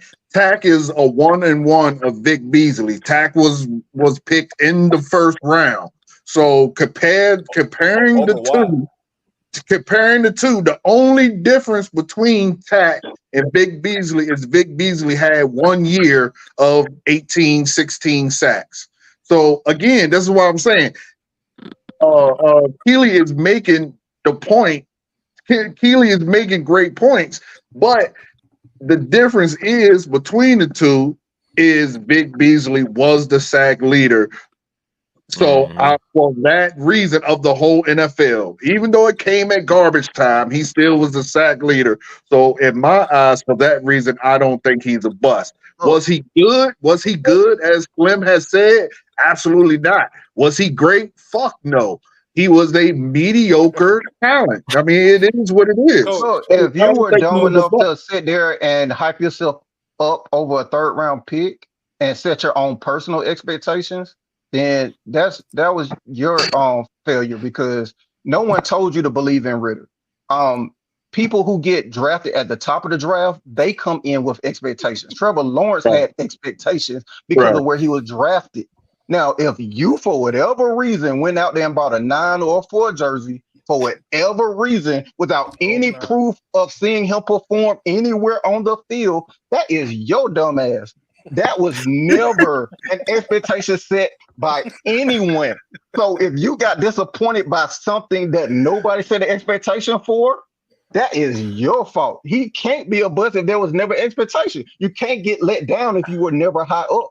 That is the point. Bust is relative to expectation. Coach, who is better talent-wise, Coach? Vic Beasley or Arnold Ebiketie? talent wise, who's better? Talent wise, I mean, we haven't seen as much of Arnold, so I will have to give it to Vic right now. Give me 4 years, 5 years of Arnold, and then I can answer that. But Can we get Larry It's year comment up 3. here again? Can we get Larry comment up here again? His last one, please. Right here. There we go. He says no one called Ritter a bust. They call him garbage. Man, you can trash pull man. up the videos where folks were saying that boy was, because the reality Bro, is just when you because put people say it, unreal that don't make it expectations. true. They're retarded people that talk every day. But once Just because again, you say it, don't make it true. yeah, but once You gotta again, meet like the The folks that expectation. know the reality There football can I'm be making is said, expectation. just talk to the folks that know football. Nobody of them never said Ritter was a bust. We just said yeah, he was Ritter trash. was trash. Who did you hear outside of 285 say that Ritter was a how am I supposed to know where they? Quick question, y'all. Quick question. Thus far, and I know he still has another year to play with a brand new quarterback, but I want to know y'all answer. Thus far, who has been more valuable to this franchise? Vic Beasley or Kyle Pitts? Vic, well, Vic, because I Vic say gave. Vic Beasley. I would say Vic. Yeah, because he helped us get to the Super Bowl. Okay, all right. So thus far, and again, we just talking shit, but thus far, based on Vic being more valuable to the franchise, what we call Kyle Pitts a bust thus far. If he doesn't produce this year, Kyle Pitts would be a bust. That's what I'm saying. I'd say due to circumstances. Oh, Tidy, But you mind answering this question? You mind answering this for me, Tidy? Go ahead. Pitts has talent. If Pitts was drafted in the 6th round, would he be a bust? No, absolutely not. Oh, okay. So relative to where he's drafted. Okay, I just want to but Keely, he was picked number 4. Because he was drafted at the top of the draft. I'm not making my point to you, Tidy. I'm making it for the less coherent people in the room. I still wouldn't consider Kyle Pitts a bust. Why? Because his rookie year he put up he was about to break the tight end record. How many yards he was away? Now we didn't have nobody to throw to but him. But it doesn't matter. He caught the ball. But what I'm getting at is these last two. I'm just saying we ain't have Even Raheem Morris said this. What you have to take in consideration the person, the person who was throwing the ball to Kyle Pitts. Kyle Pitts wasn't dropping the ball that was coming to him. It was just that the ball was never getting to him. Right. So, that's why I said this year will tell it. If he don't produce this year with a competent quarterback, then he absolutely is a bust, regardless of what he did one year. The sun shines on a monkey's ass sometimes. So but that's why I keep going back to the difference between the two people that played the same position. The sun shined on Vic Beasley once. See, everybody is saying the exact same thing I'm saying. The reality is he didn't have a quarterback. What people are saying, it's kind of like they just saying, well, Pitts, once the ball is snapped, he should have just walked and took the ball out of Ritter's hand. If he don't have a quarterback, you can't really grade him on his performance because the quarterback wasn't giving him the ball. That's why this year matters. I'm talking. But what I'm saying is, even let's say he has underwhelming year, I still wouldn't consider him a bust because then I would only consider this 2 years. Those last 2 years, I kind of wrote those off like a bad check because the reality is, you have to. Let's say he don't have a real good year this year. I won't consider him a bust. I still won't consider him a bust. Yeah, a bust. How? Top 4? Well, of course not. You ain't consider Vic Beasley a bust, so why would you consider Pitts a bust? I don't think anybody is a bust to your ass. Shit. A bust is somebody like a Tack McKinley. That's an actual bust. Really? That was a bust. I think Tack is a great player. Come on, Bill. You know you got Tack one step from the Hall of Fame. Come on. Tack, see what Tack did. Tack is doing what Anthony Richardson is doing. Tack is overloading his rush, and then he gonna constantly keep hurting himself. So hold on, Slim. Anthony You Richardson. do Wow. realize Guys you played do, 4 NFL games. That's a and great guy to compare him. this is why I have been using Tack as the measuring stick. You do realize that Tack and Vic Beasley almost had the same numbers, and we just said that Tack is a bust. The only difference, and this is why I've been stressing, the only difference is Vic Beasley had 1 year where he was the NFL sack leader. That's why I keep saying for that, I can't call him a bust. But they almost have the same numbers, and Tack is absolutely a bust. So you can't call Vic good, great, none of that. He was a mediocre player who 1 year became the NFL sack leader. Tack had 6 sacks his first year, 7 his second year.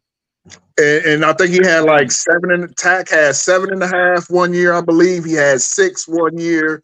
I just said it. His first year he had 6. I'm gonna be honest, y'all. 7. Tack first 2 years, he's pretty good. Y'all go ahead and throw tomatoes at me. Nah, he was. Hey man, He was mediocre. the way they grade, man. You got to be Deion Sanders for them to get a pass. Like, good night. Or you just got to can't have get a some pass for these folks. So. They be like, yeah, you might put up 100 sacks, but you saw how you played the Cowboys. I ain't cutting that. You can't be good. Like, look, man, you folks, gonna let nothing go. I am a diehard, as anyone who really talks to me on a regular knows. I am a diehard Agent Claiborne and Witherspoon fan. They didn't give us a shit ton of sacks, so I don't equate sacks with how good a player is. I look at it as a whole, and I'm telling you that Vic Beasley was a mediocre player who happened to get the sack leader 1 year, but so that doesn't make him a bust. But you got to stop saying he was good, bro. He just lucked up. He was good, man. He was good. Like, the only reason why, and this is the reason why I say he was good, is because, one, sacks are not easy to get. Like, you don't just. Now I understand people say, "Oh, he walked into a sack or this and that," but sacks are not easy to get. When you get them things, you get them. You know what I'm saying? So, yeah, man. The last defensive end that we had to put up those numbers, and how long ago he left the Falcons, and his numbers still stand. Like, come on. So you have to give him some kind of credit for that. Good. That just make us bad drafters. Like, we just bad at picking talent. That doesn't make him good. Hold on. But once again, Slim, in your opinion, is Tack a bust? Just yes or no, real quick. Is Tack a bust? Yes, Tack was a bust. Hold on. Tidy, please do a side by side, because I'm almost positive that they're damn near identical, except for the 1 year. Please do a side by side. There are 2 numbers, please. Okay. Vic Beasley was ranked 40th on the top 100 after that 16 year. So I mean, and that's by his peers. Top 50. And that's by his peers. But are y'all his peers? No. That's because he was the sack leader. Once again, are y'all his peers? No. To get 40, that means you had to been good. Like, come on, y'all gotta get a man. Y'all gotta get a man his respect or something, man. You know how many garbage players have showed up on the top 100 for 1 freaking year? I don't care. It doesn't matter. To you, they're garbage. But the peers, that's like me working for the government. And the people I work for is in the government. No, I'm saying they're telling me I'm good, but yet somebody who's not in the government saying, well, you could have did this. You know what I'm saying? We don't know what you're saying, man. These examples are terrible, bro. Your statements are foolish. It's like you on the outside trying to say, well, this person is this and this because he played this person. Yeah, I am. So now you fucking James Bond. You working for the government? What, you a spy now? I do work for the government. What are you talking about? I do work for the government. Red. All right, I'm gonna ask you this because you haven't said a lot on this topic, but I've heard a lot though. Tell us in your opinion why Vic Beasley was a bust. Because, like I say, we drafted him high. He gave us one season that we expected from him. The other 4 seasons he was here, he was not good. And really, the way folks don't broke down his good season, hell, that wasn't even a good season because of the sack that he got. Like you say, he got half his sack from some mediocre trash with the Rams, and another half of his sacks from another game. And like you say, the dude was just mediocre. His production was mediocre at best. His attitude, his talent was trash and his garbage. His peers, the coaches, everybody's pretty much called the man out for what type of player he was. And this is a top 10 player. And pretty much nobody had any belief in this guy. The coaches pretty much told us what he was. His peers, except for that one top 100 season that Slim keep hopping on. Other than that, any other season he made the NFL top 100, any other season his peers were like, yeah, big top 100, come on in. No, they were usually saying get on out. Okay. Did you get the stats? That's what I want to Slim to hear, because I'm pretty sure next season he didn't make it. But to answer your question, Ty, one good he didn't make it no more. Yeah, he didn't make it at all after. Yeah, I'm looking at it now. He didn't make the list at all after that. Bro, I know he did. He didn't make it before. I bet he didn't make it before, did he? I mean, it was the second year in the league.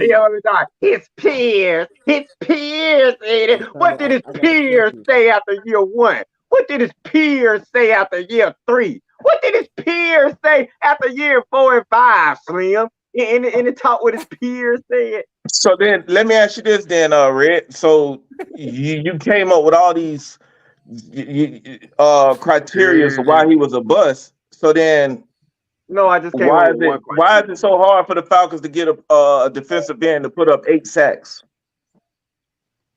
So we have bad management. Like that. Having a bad GM or bad management has nothing to do with Vic Beasley talent. It just means that we have trouble selecting defensive end talent. That has nothing to do with Vic Beasley. That just means we have struggled to select a good defensive end in the draft. You understand that context, right? I hear what you're saying, but once again, I mean, you hear it, but do you understand that? No, only reason why I'm using the word here is because. Oh, you're using here for some other definition outside of here. No, because I don't understand you. I don't understand you because I don't understand you. It's because the way y'all judge on the way y'all judge them, we have general managers, right? We have scouts that evaluate talent, and they go and pick the talent, right? The fact that they have failed to pick decent talent in subsequent years has absolutely nothing to do with Vic Beasley. But so what I'm getting at is The fact you said no. Your whole argument was Vic Beasley numbers. First, you said it was garbage time. Then you said it's because of who he was playing against. But you got to talk about something that has nothing to do with. Is that what you said? Yes or no? Is that what you said? Yes or no? Was that what you said? Yes or no? How's that the topic? You got to let me finish. You have to let me finish. So use those two criteria. We're gonna let him talk about completely nothing for the next 10 minutes. No, you use those two criteria, but then Toddy, don't bring up his PFF rankings. Do not, because everything I just said about Vic, I might want to take back. Bring him up. Give us context. Come on, bring it. He's a good. Don't do that. Don't do that. I want to know what they are because I didn't look at them. I don't want Slim to cry, man. Bring it on, Mark. Bring it on, man. Well, I said somebody do it because they're almost identical. 2019. I don't want Slim to cry, man. 2019, he finished with a 58.9. 2018, 42. 2017, 58. And his best year was that 2016 year. Of course, it's loading slow. His best year, he was rated at 77. Yeah, we want to talk about them numbers. They don't know what they're talking about. He good, yo. That's good. It doesn't matter. It doesn't matter because we have our defensive end expert right here in the center, right here. right here. He knows better than So everybody else. No, Defensive end. it's just that I don't grade these folks on You hey don't grade them at all because you don't know who what you're he talking play about. against, You who he don't play grade them at against. No all one because you cares. don't know what you're No talking one about. cares. Like you come up with stats that no one cares about. Who he I played didn't come against. up with a No one stat. cares about that. I didn't come Like up no with a one stat. cares about that. You I said, didn't come up oh, with a he stat. played PFF. against this guy in garbage time. No one cares about that. He got a sack. He walked off the field with a sack. All I Like did was point out the obvious. no So, one excuse cares. me. No one cares All I did about was that. okay. PFF Fellas, does look at those little things. They do. fellas, I got the numbers. If y'all still interested, I got the Yeah. numbers. Yes, bring in the numbers, please. All What number? right. So What this is number? Vic Beasley. First of all, Vic Beasley had 88 games to Tat McKinley's 64 right now. Okay. Okay. Uh, Only in game started. You know what I'm saying? Game started. Vic has 60, Tack 27. Vic has 37 and a half sacks. Tack only has 20. 122 total solo tackles. 63 for Tack. Assisted, 38 for Vic, 35 for Tack. Tackles for loss, 37 for Vic, 25 for Tack. Quarterback hits, 46 for Vic, 53 for Tack. Damn. One interception for Vic, none for Tack. Pass deflected, 12 for Vic, 2 for Tack. No fumbles. Fumble recoveries, 2 for Vic, 1 for Tack. Then what this is? Forced fumble. I thought he was a Forced fumble fumbles. recovery king. Forced fumbles, 12 for Vic, only 3 for Tack. Those are not similar.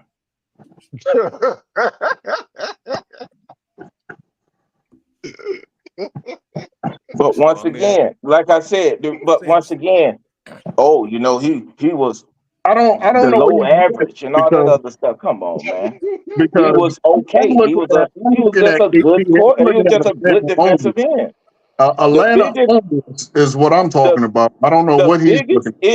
The biggest issue with Tack McKinley was Tack McKinley stayed hurt because he was doing too much and he usually stayed blowing out his legs. That Tack McKinley stayed hurt. That's the thing. He wasn't No, it was his producing. shoulders, wasn't it? It was his arm, wasn't it? It was his shoulder. I thought, yeah, but he stayed off the field. That's just the reality. That ain't true though. That ain't true though. So Tack McKinley didn't stay hurt. Bro, this ain't the first time he said something that wasn't true, bro. So wait, so now Tack That man a McKinley lot was more than healthier Trump, than man. Keely, now can I you ask see you a how quick y'all question? constantly move the Yeah, goalposts. go Are you a ahead. boxer? Y'all constantly move Are you the a boxer? goalposts just to fit a Nah, I narrative. don't Are you a boxer? Keely can box, no, y'all. I don't care what he say. No, that is a here's the fact. thing about He Keely. stayed- Keely is the type of dude that'll steal your wallet and help you find it. Keely, I'm telling y'all got to be careful with that dude. He'll steal your wallet and help you find it. He'll move the goalpost quick on you. Like Tack McKinley stayed hurt. How was that even a debate? He did a lot of talking. Nah, there's no debate there. Did a lot of yapping, but not production in the field. Yeah, that's fact. So William, let me ask you this because you've been here for a minute. We ain't heard from you. Help us end this debate. Not Tack. Vic Beasley, bust or not? Man, I'm gonna say Vic Beasley, he ain't no bust, man. I just feel like Dan Quinn would just keep hiring different coaching staff because the coaching staff we had was what's that dude named Cox? I forgot his name, the defensive line coach. Brian Cox. He was a good defensive line, and Dan Quinn, his ego, he kept switching the staff from Marquell and those. I don't feel like he was a bust, man. I just feel like the coaching staff ain't put him in the right position. So they go with coaching staff, man. I can't just say they. I agree 100%. He saw that common sense from Larry from the Dixon way. He's like, yo, Tack was better if he got to play the same amount of time as Vic, which is the same smart observation as everyone else kind of saw. Oh yeah. Wow, Vic literally barely outpaced Tack, who didn't play nearly as much. Yeah. Yeah. He did what? That's my point. That has Yeah, been that's the whole literally time. the observation. But the defensive genius over here saw something different though. That's what's hilarious. What? Everybody else It does, saw that. no, what y'all are saying now. See, now y'all moving the goalposts. That's what you're doing. Once again, No, you're moving the goalposts. where Was did I he on move the it field? from, Same thing. You're Arky? basically saying Arky, where did now. I You're move it basically from? saying now. Where Well, did if I he move it didn't get from? hurt, he would Where did I probably do move this better than Vic. goalpost from? Come Where on, did you man. just See, be talking? Where did I move it from? no. All The I did reality was is, state that was he on the what field? Larry said. Was he on? It don't matter what he said, but was he on the field? No, Bro, he you was looking for not. any angle you can get, bro. No, that's It's what you doing. Oh, okay. that's what Okay. you No, doing. that's what Let's you let's doing. move the goalposts. Let's move the goalposts. Vic No, that's what wasn't you on the doing. field. Vic wasn't on the field. That's just the reality. Vic wasn't on the He field. So he by was on the the best, field with the point the where best he played ability is more than Tack. availability. The Hold He on. best. played more than Tack, bro.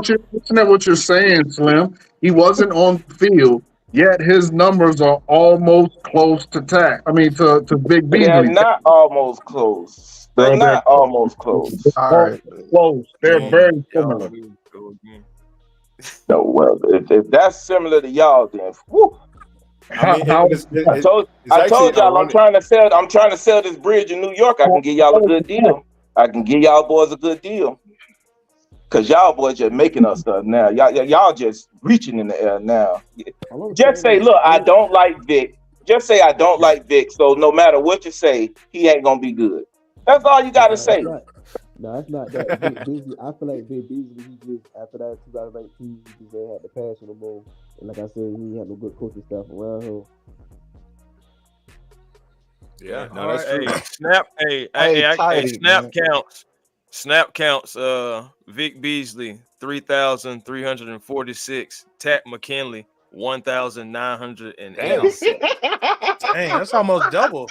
Right, God dang. I told y'all Tat was pretty good the first 2 years, man. Tat was all right. Oh, but Tiny, hold on, hold on.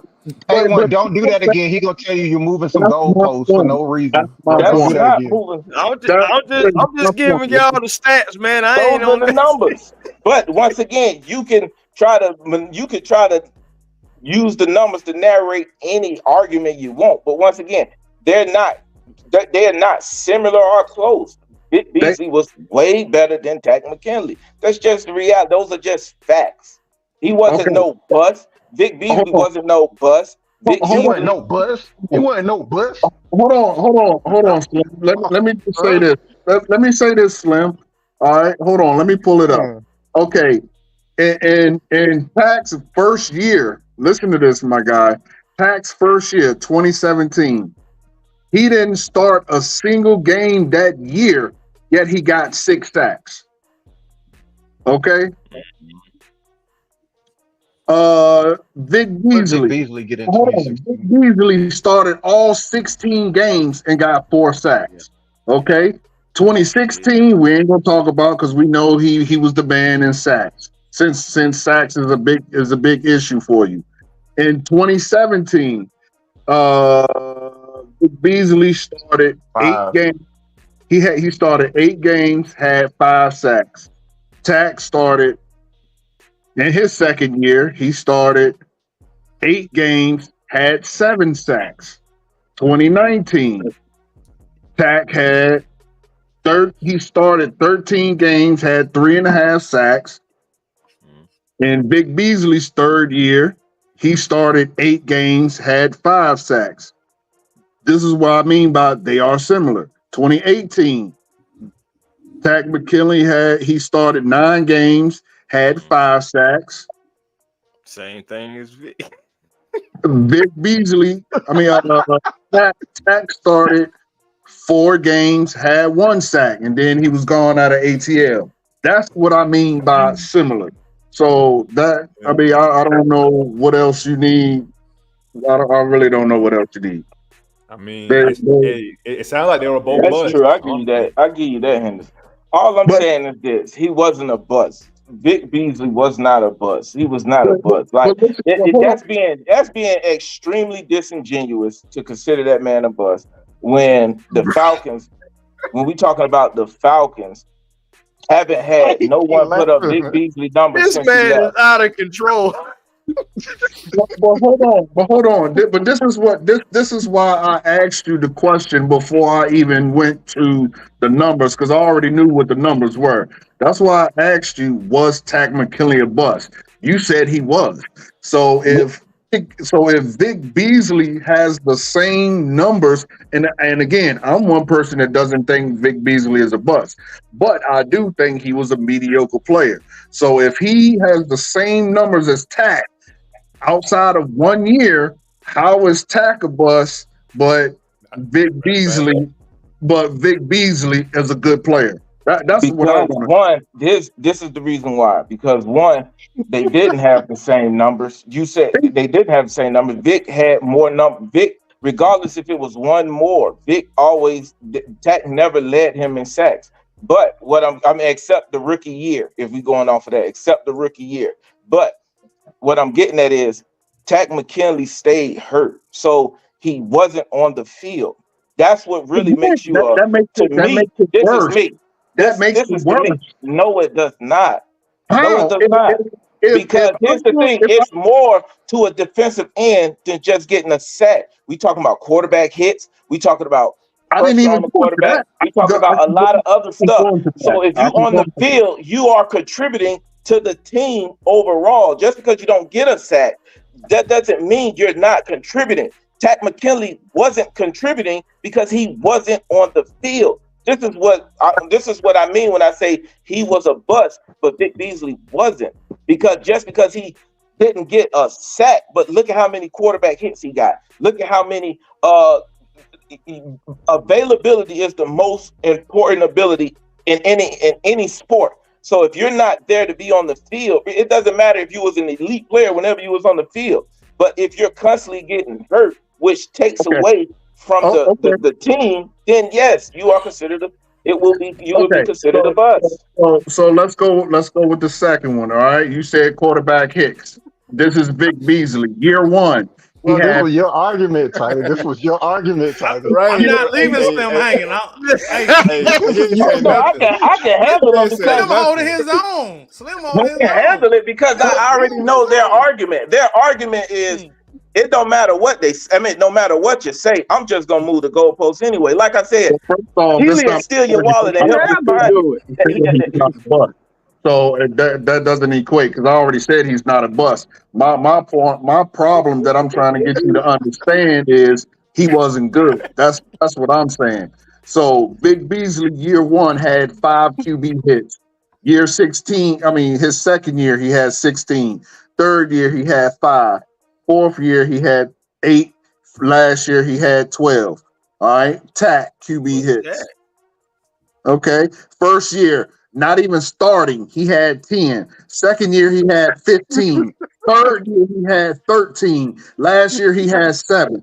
So again, even though he didn't play, he still was doing better than Vic Beasley. And he didn't even play nowhere near as many games and still had better numbers. The only difference is Vic Beasley had 1 year of 15.5 sacks. So that alone, in my opinion, makes him not a bust because he led the entire NFL.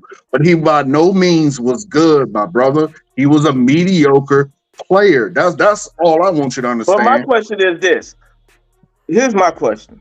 Why do you still have a question? Why is it y'all are acting like just to say a player is good, that means that the world is about to end. Like, why can't y'all just say the dude he contribute to the team? He didn't come into the team and can we collectively agree that Vic Beasley was good? That way we can get Slim to stop.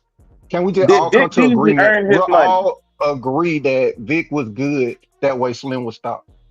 Can we get everybody on the film to just say he was good? Keely just wants you to see. Keely, when Keely starts saying that stuff about Matt Ryan, when Keely starts saying that stuff about Matt Ryan, I already knew Keely. Matt Ryan, man. Mark, come on, Mark. I'm talking about the last time Keely was on when he was saying something about Matt Ryan and the Ring of Honor and you blanked out this time. Be quiet, Red. Red is Flavor Flav over here. He's Keely hype man. Why do y'all got me between these two guys, man? Like, come on, man. Like, why don't you? Red need to wear the big clock so Keely know what the hell his time is. Like, come on, man. The reason why I say when Keely be talking, Keely is always, if you not this super elite player, you garbage. Like Keely arguments, it's true, it's 0 to 100. Like it's not reality. He don't live in reality. He lived on Madden. He lived on Madden. I'm gonna tell you why. I'm gonna tell you why this is dumb. Because y'all argument the whole time was that he was a Hall of Famer. So that is not a discussion about being average. That is a discussion about being elite. That is the only argument I've had about that Madden. Guy. And you live on Pluto because you are crazy. Who a Hall of Famer, B? No, he talking about. I'm talking about his when he was making that argument about Madden. Because he don't move the goal. Argument, but here's the here's the asinine part about this argument is that the whole Matt argument is whether or not he's a Hall of Famer. So because he is. So the argument. Whether y'all agree or disagree, here's the flaw in Slim's logic, right? He says that but everybody has to be elite. Yes, you have to be to make it into the Hall of Fame. That's the whole point of the argument. Like, what are we talking about? Matt Ryan's easy. What I'm talking about is when I said how does that fit your argument? That's why it's a dumb argument, my guy. The way you grade players, that's why it doesn't make 0 or 100. They have to be great to make it into the Hall of Fame. So if the discussion is whether or not somebody's in the Hall of Fame, then yes, they have to be elite. How's that not clicking in your head, my guy? All right, y'all. On that note, we're gonna go ahead and wrap it up for this week, man. Do you see the flaw in your argument? Do you see it? No, I just see can I explain it better for you? Let me help you again. I see you live in Madden the franchise argument mode. has to be. That's what he live in. You said I make the argument that they have to be elite. Yes. If the discussion is whether or not somebody is worthy of the Hall of Fame, then yes, the conversation is whether or not they're elite. I'm glad it's Let me ask you this, Keely. What if you work for the NFL, if you work for EA do you Sports, understand that? Keely, if you work for EA Sports, yes, what I overall? understand this. If you work for EA Sports, what overall will you give Vic Beasley? That's a good question. I really want to know. That's a good question. That's a great way to end it. That's a great way to end it. We'll go around the panel, everybody. Let's go. Yeah, let's do that. Coach, hold on. Let's start with Coach. But Slim, do you understand the flaw in your logic?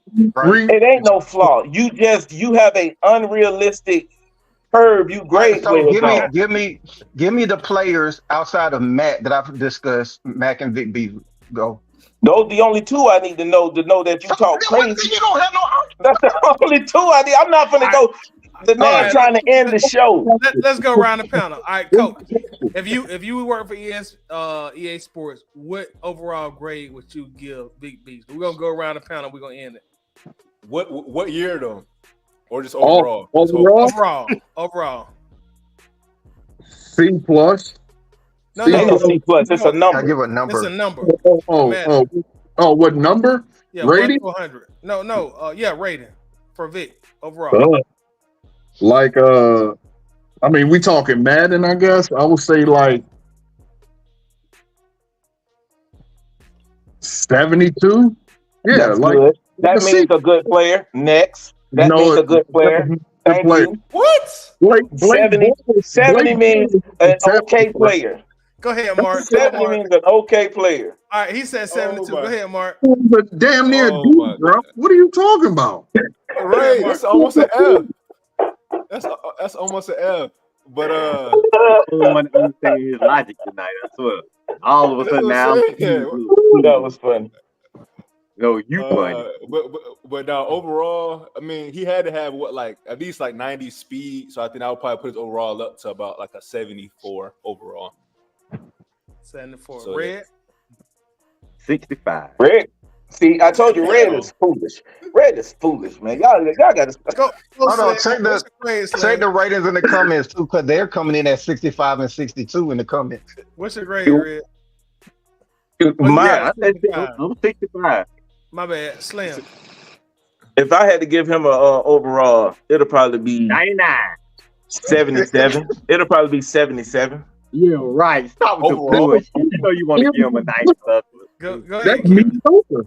That's still mediocre, bro. You do I'll know. give him. I'll give him a 68. 68. That ain't terrible. A1.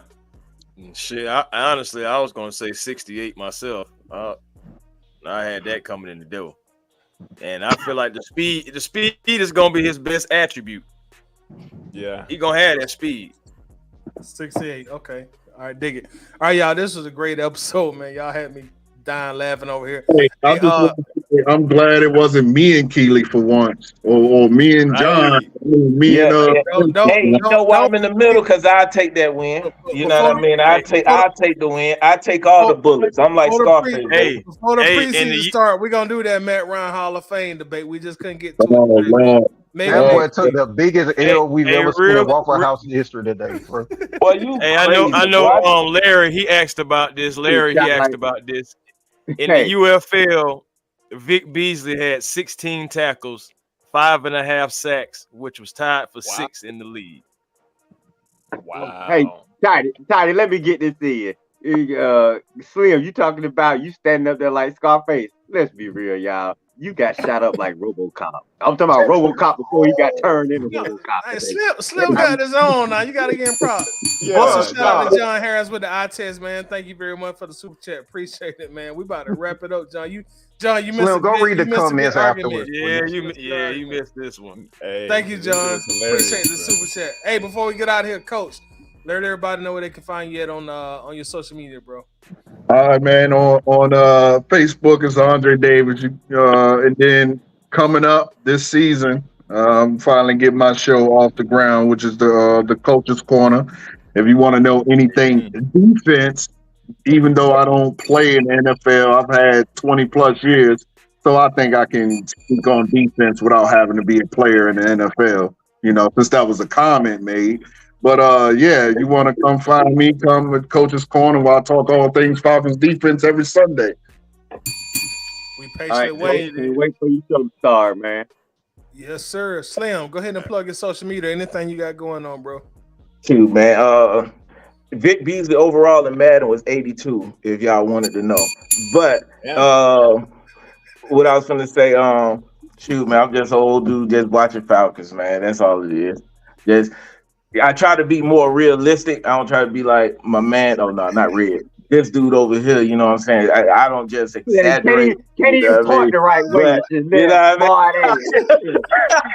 Hey, can we get a peace treaty, man? Can we get a peace treaty before we get out of here? I'm just trying to keep it real, man. Shit all day, and I ain't even saying but 5 words, Tidy. He been clouding me all morning. Everybody been picking up on it. Can we get a peace treaty, man? Can we get a peace treaty? All right, man. Y'all cool people. Y'all cool people, man. Y'all cool people. I give y'all that. That's what's up. Also, Keela, let them know where they can find you at social media or anything you want to plug, bro. You can find me in the world of common sense. You can find me on planet Earth. You can find me in the realm of I know football. You can find me in the world of dang, he's actually smart. But you can find me on the eye test. Check out my boy Winston and John on Wednesday night. But 10 p.m. 10 p.m. But more importantly, you will always find me on planet Earth. Rooted in common sense. Rooted in common sense. Y'all make sure check out if you ain't first, you're last with Keely. Peace treaty, peace treaty. Red, let them know where they can find you on your fucking show, man. Good one, man. Good one, Slim. Oh yeah, I tell you, real talk. Me and Slim are cool. We just love taking shots at each other. If we weren't taking shots at each other, y'all would be worried. You probably have to be worried. But 7 miles and about 6 or 7 miles, y'all see me Red and Real Sports Show 11 a.m. Big Beasley won't be a topic. We'll be talking more national news. Thank God, Big Beasley rich, man. But on my page, when I'm not on my show, y'all catch me on my Facebook page. Y'all know how it is on there. And Wednesdays, I'm with the eye test. Fridays, I'm with the Waffle House. I just love talking sports with my Falcons peeps and sports with everybody. So, Red, out. Red out. Mark, make sure Yeah. let everybody know where they can find you at social media and plug anything you got going on, bro. Hey, y'all go find me at Mark Cheney, man. Had a dope conversation with B Hen from the Club 520 podcast today. So, man, y'all go check that one out. That was super dope. Have him pull up, man. So I'm gonna take that Steve Come on, Weiss what- interview. what's that on? it's on YouTube. It's on YouTube. So you know Club 520, Jeff Teague and all that. Man. Oh, I had, yeah. I had B Hen come on, man. So hey, Cool. That's a must watch. A must watch, man. Check it Make out. sure to check it out, man. Make sure to drop your link in the comments, man. All right, A1, sure. my brother, take us home. Good, man. Hey, man. Please, man, come on over to YouTube to the show that's cool and fly to A1 Forever Sports. We be generational because it's always time to be, and we don't settle for less because you can always have more with the vision.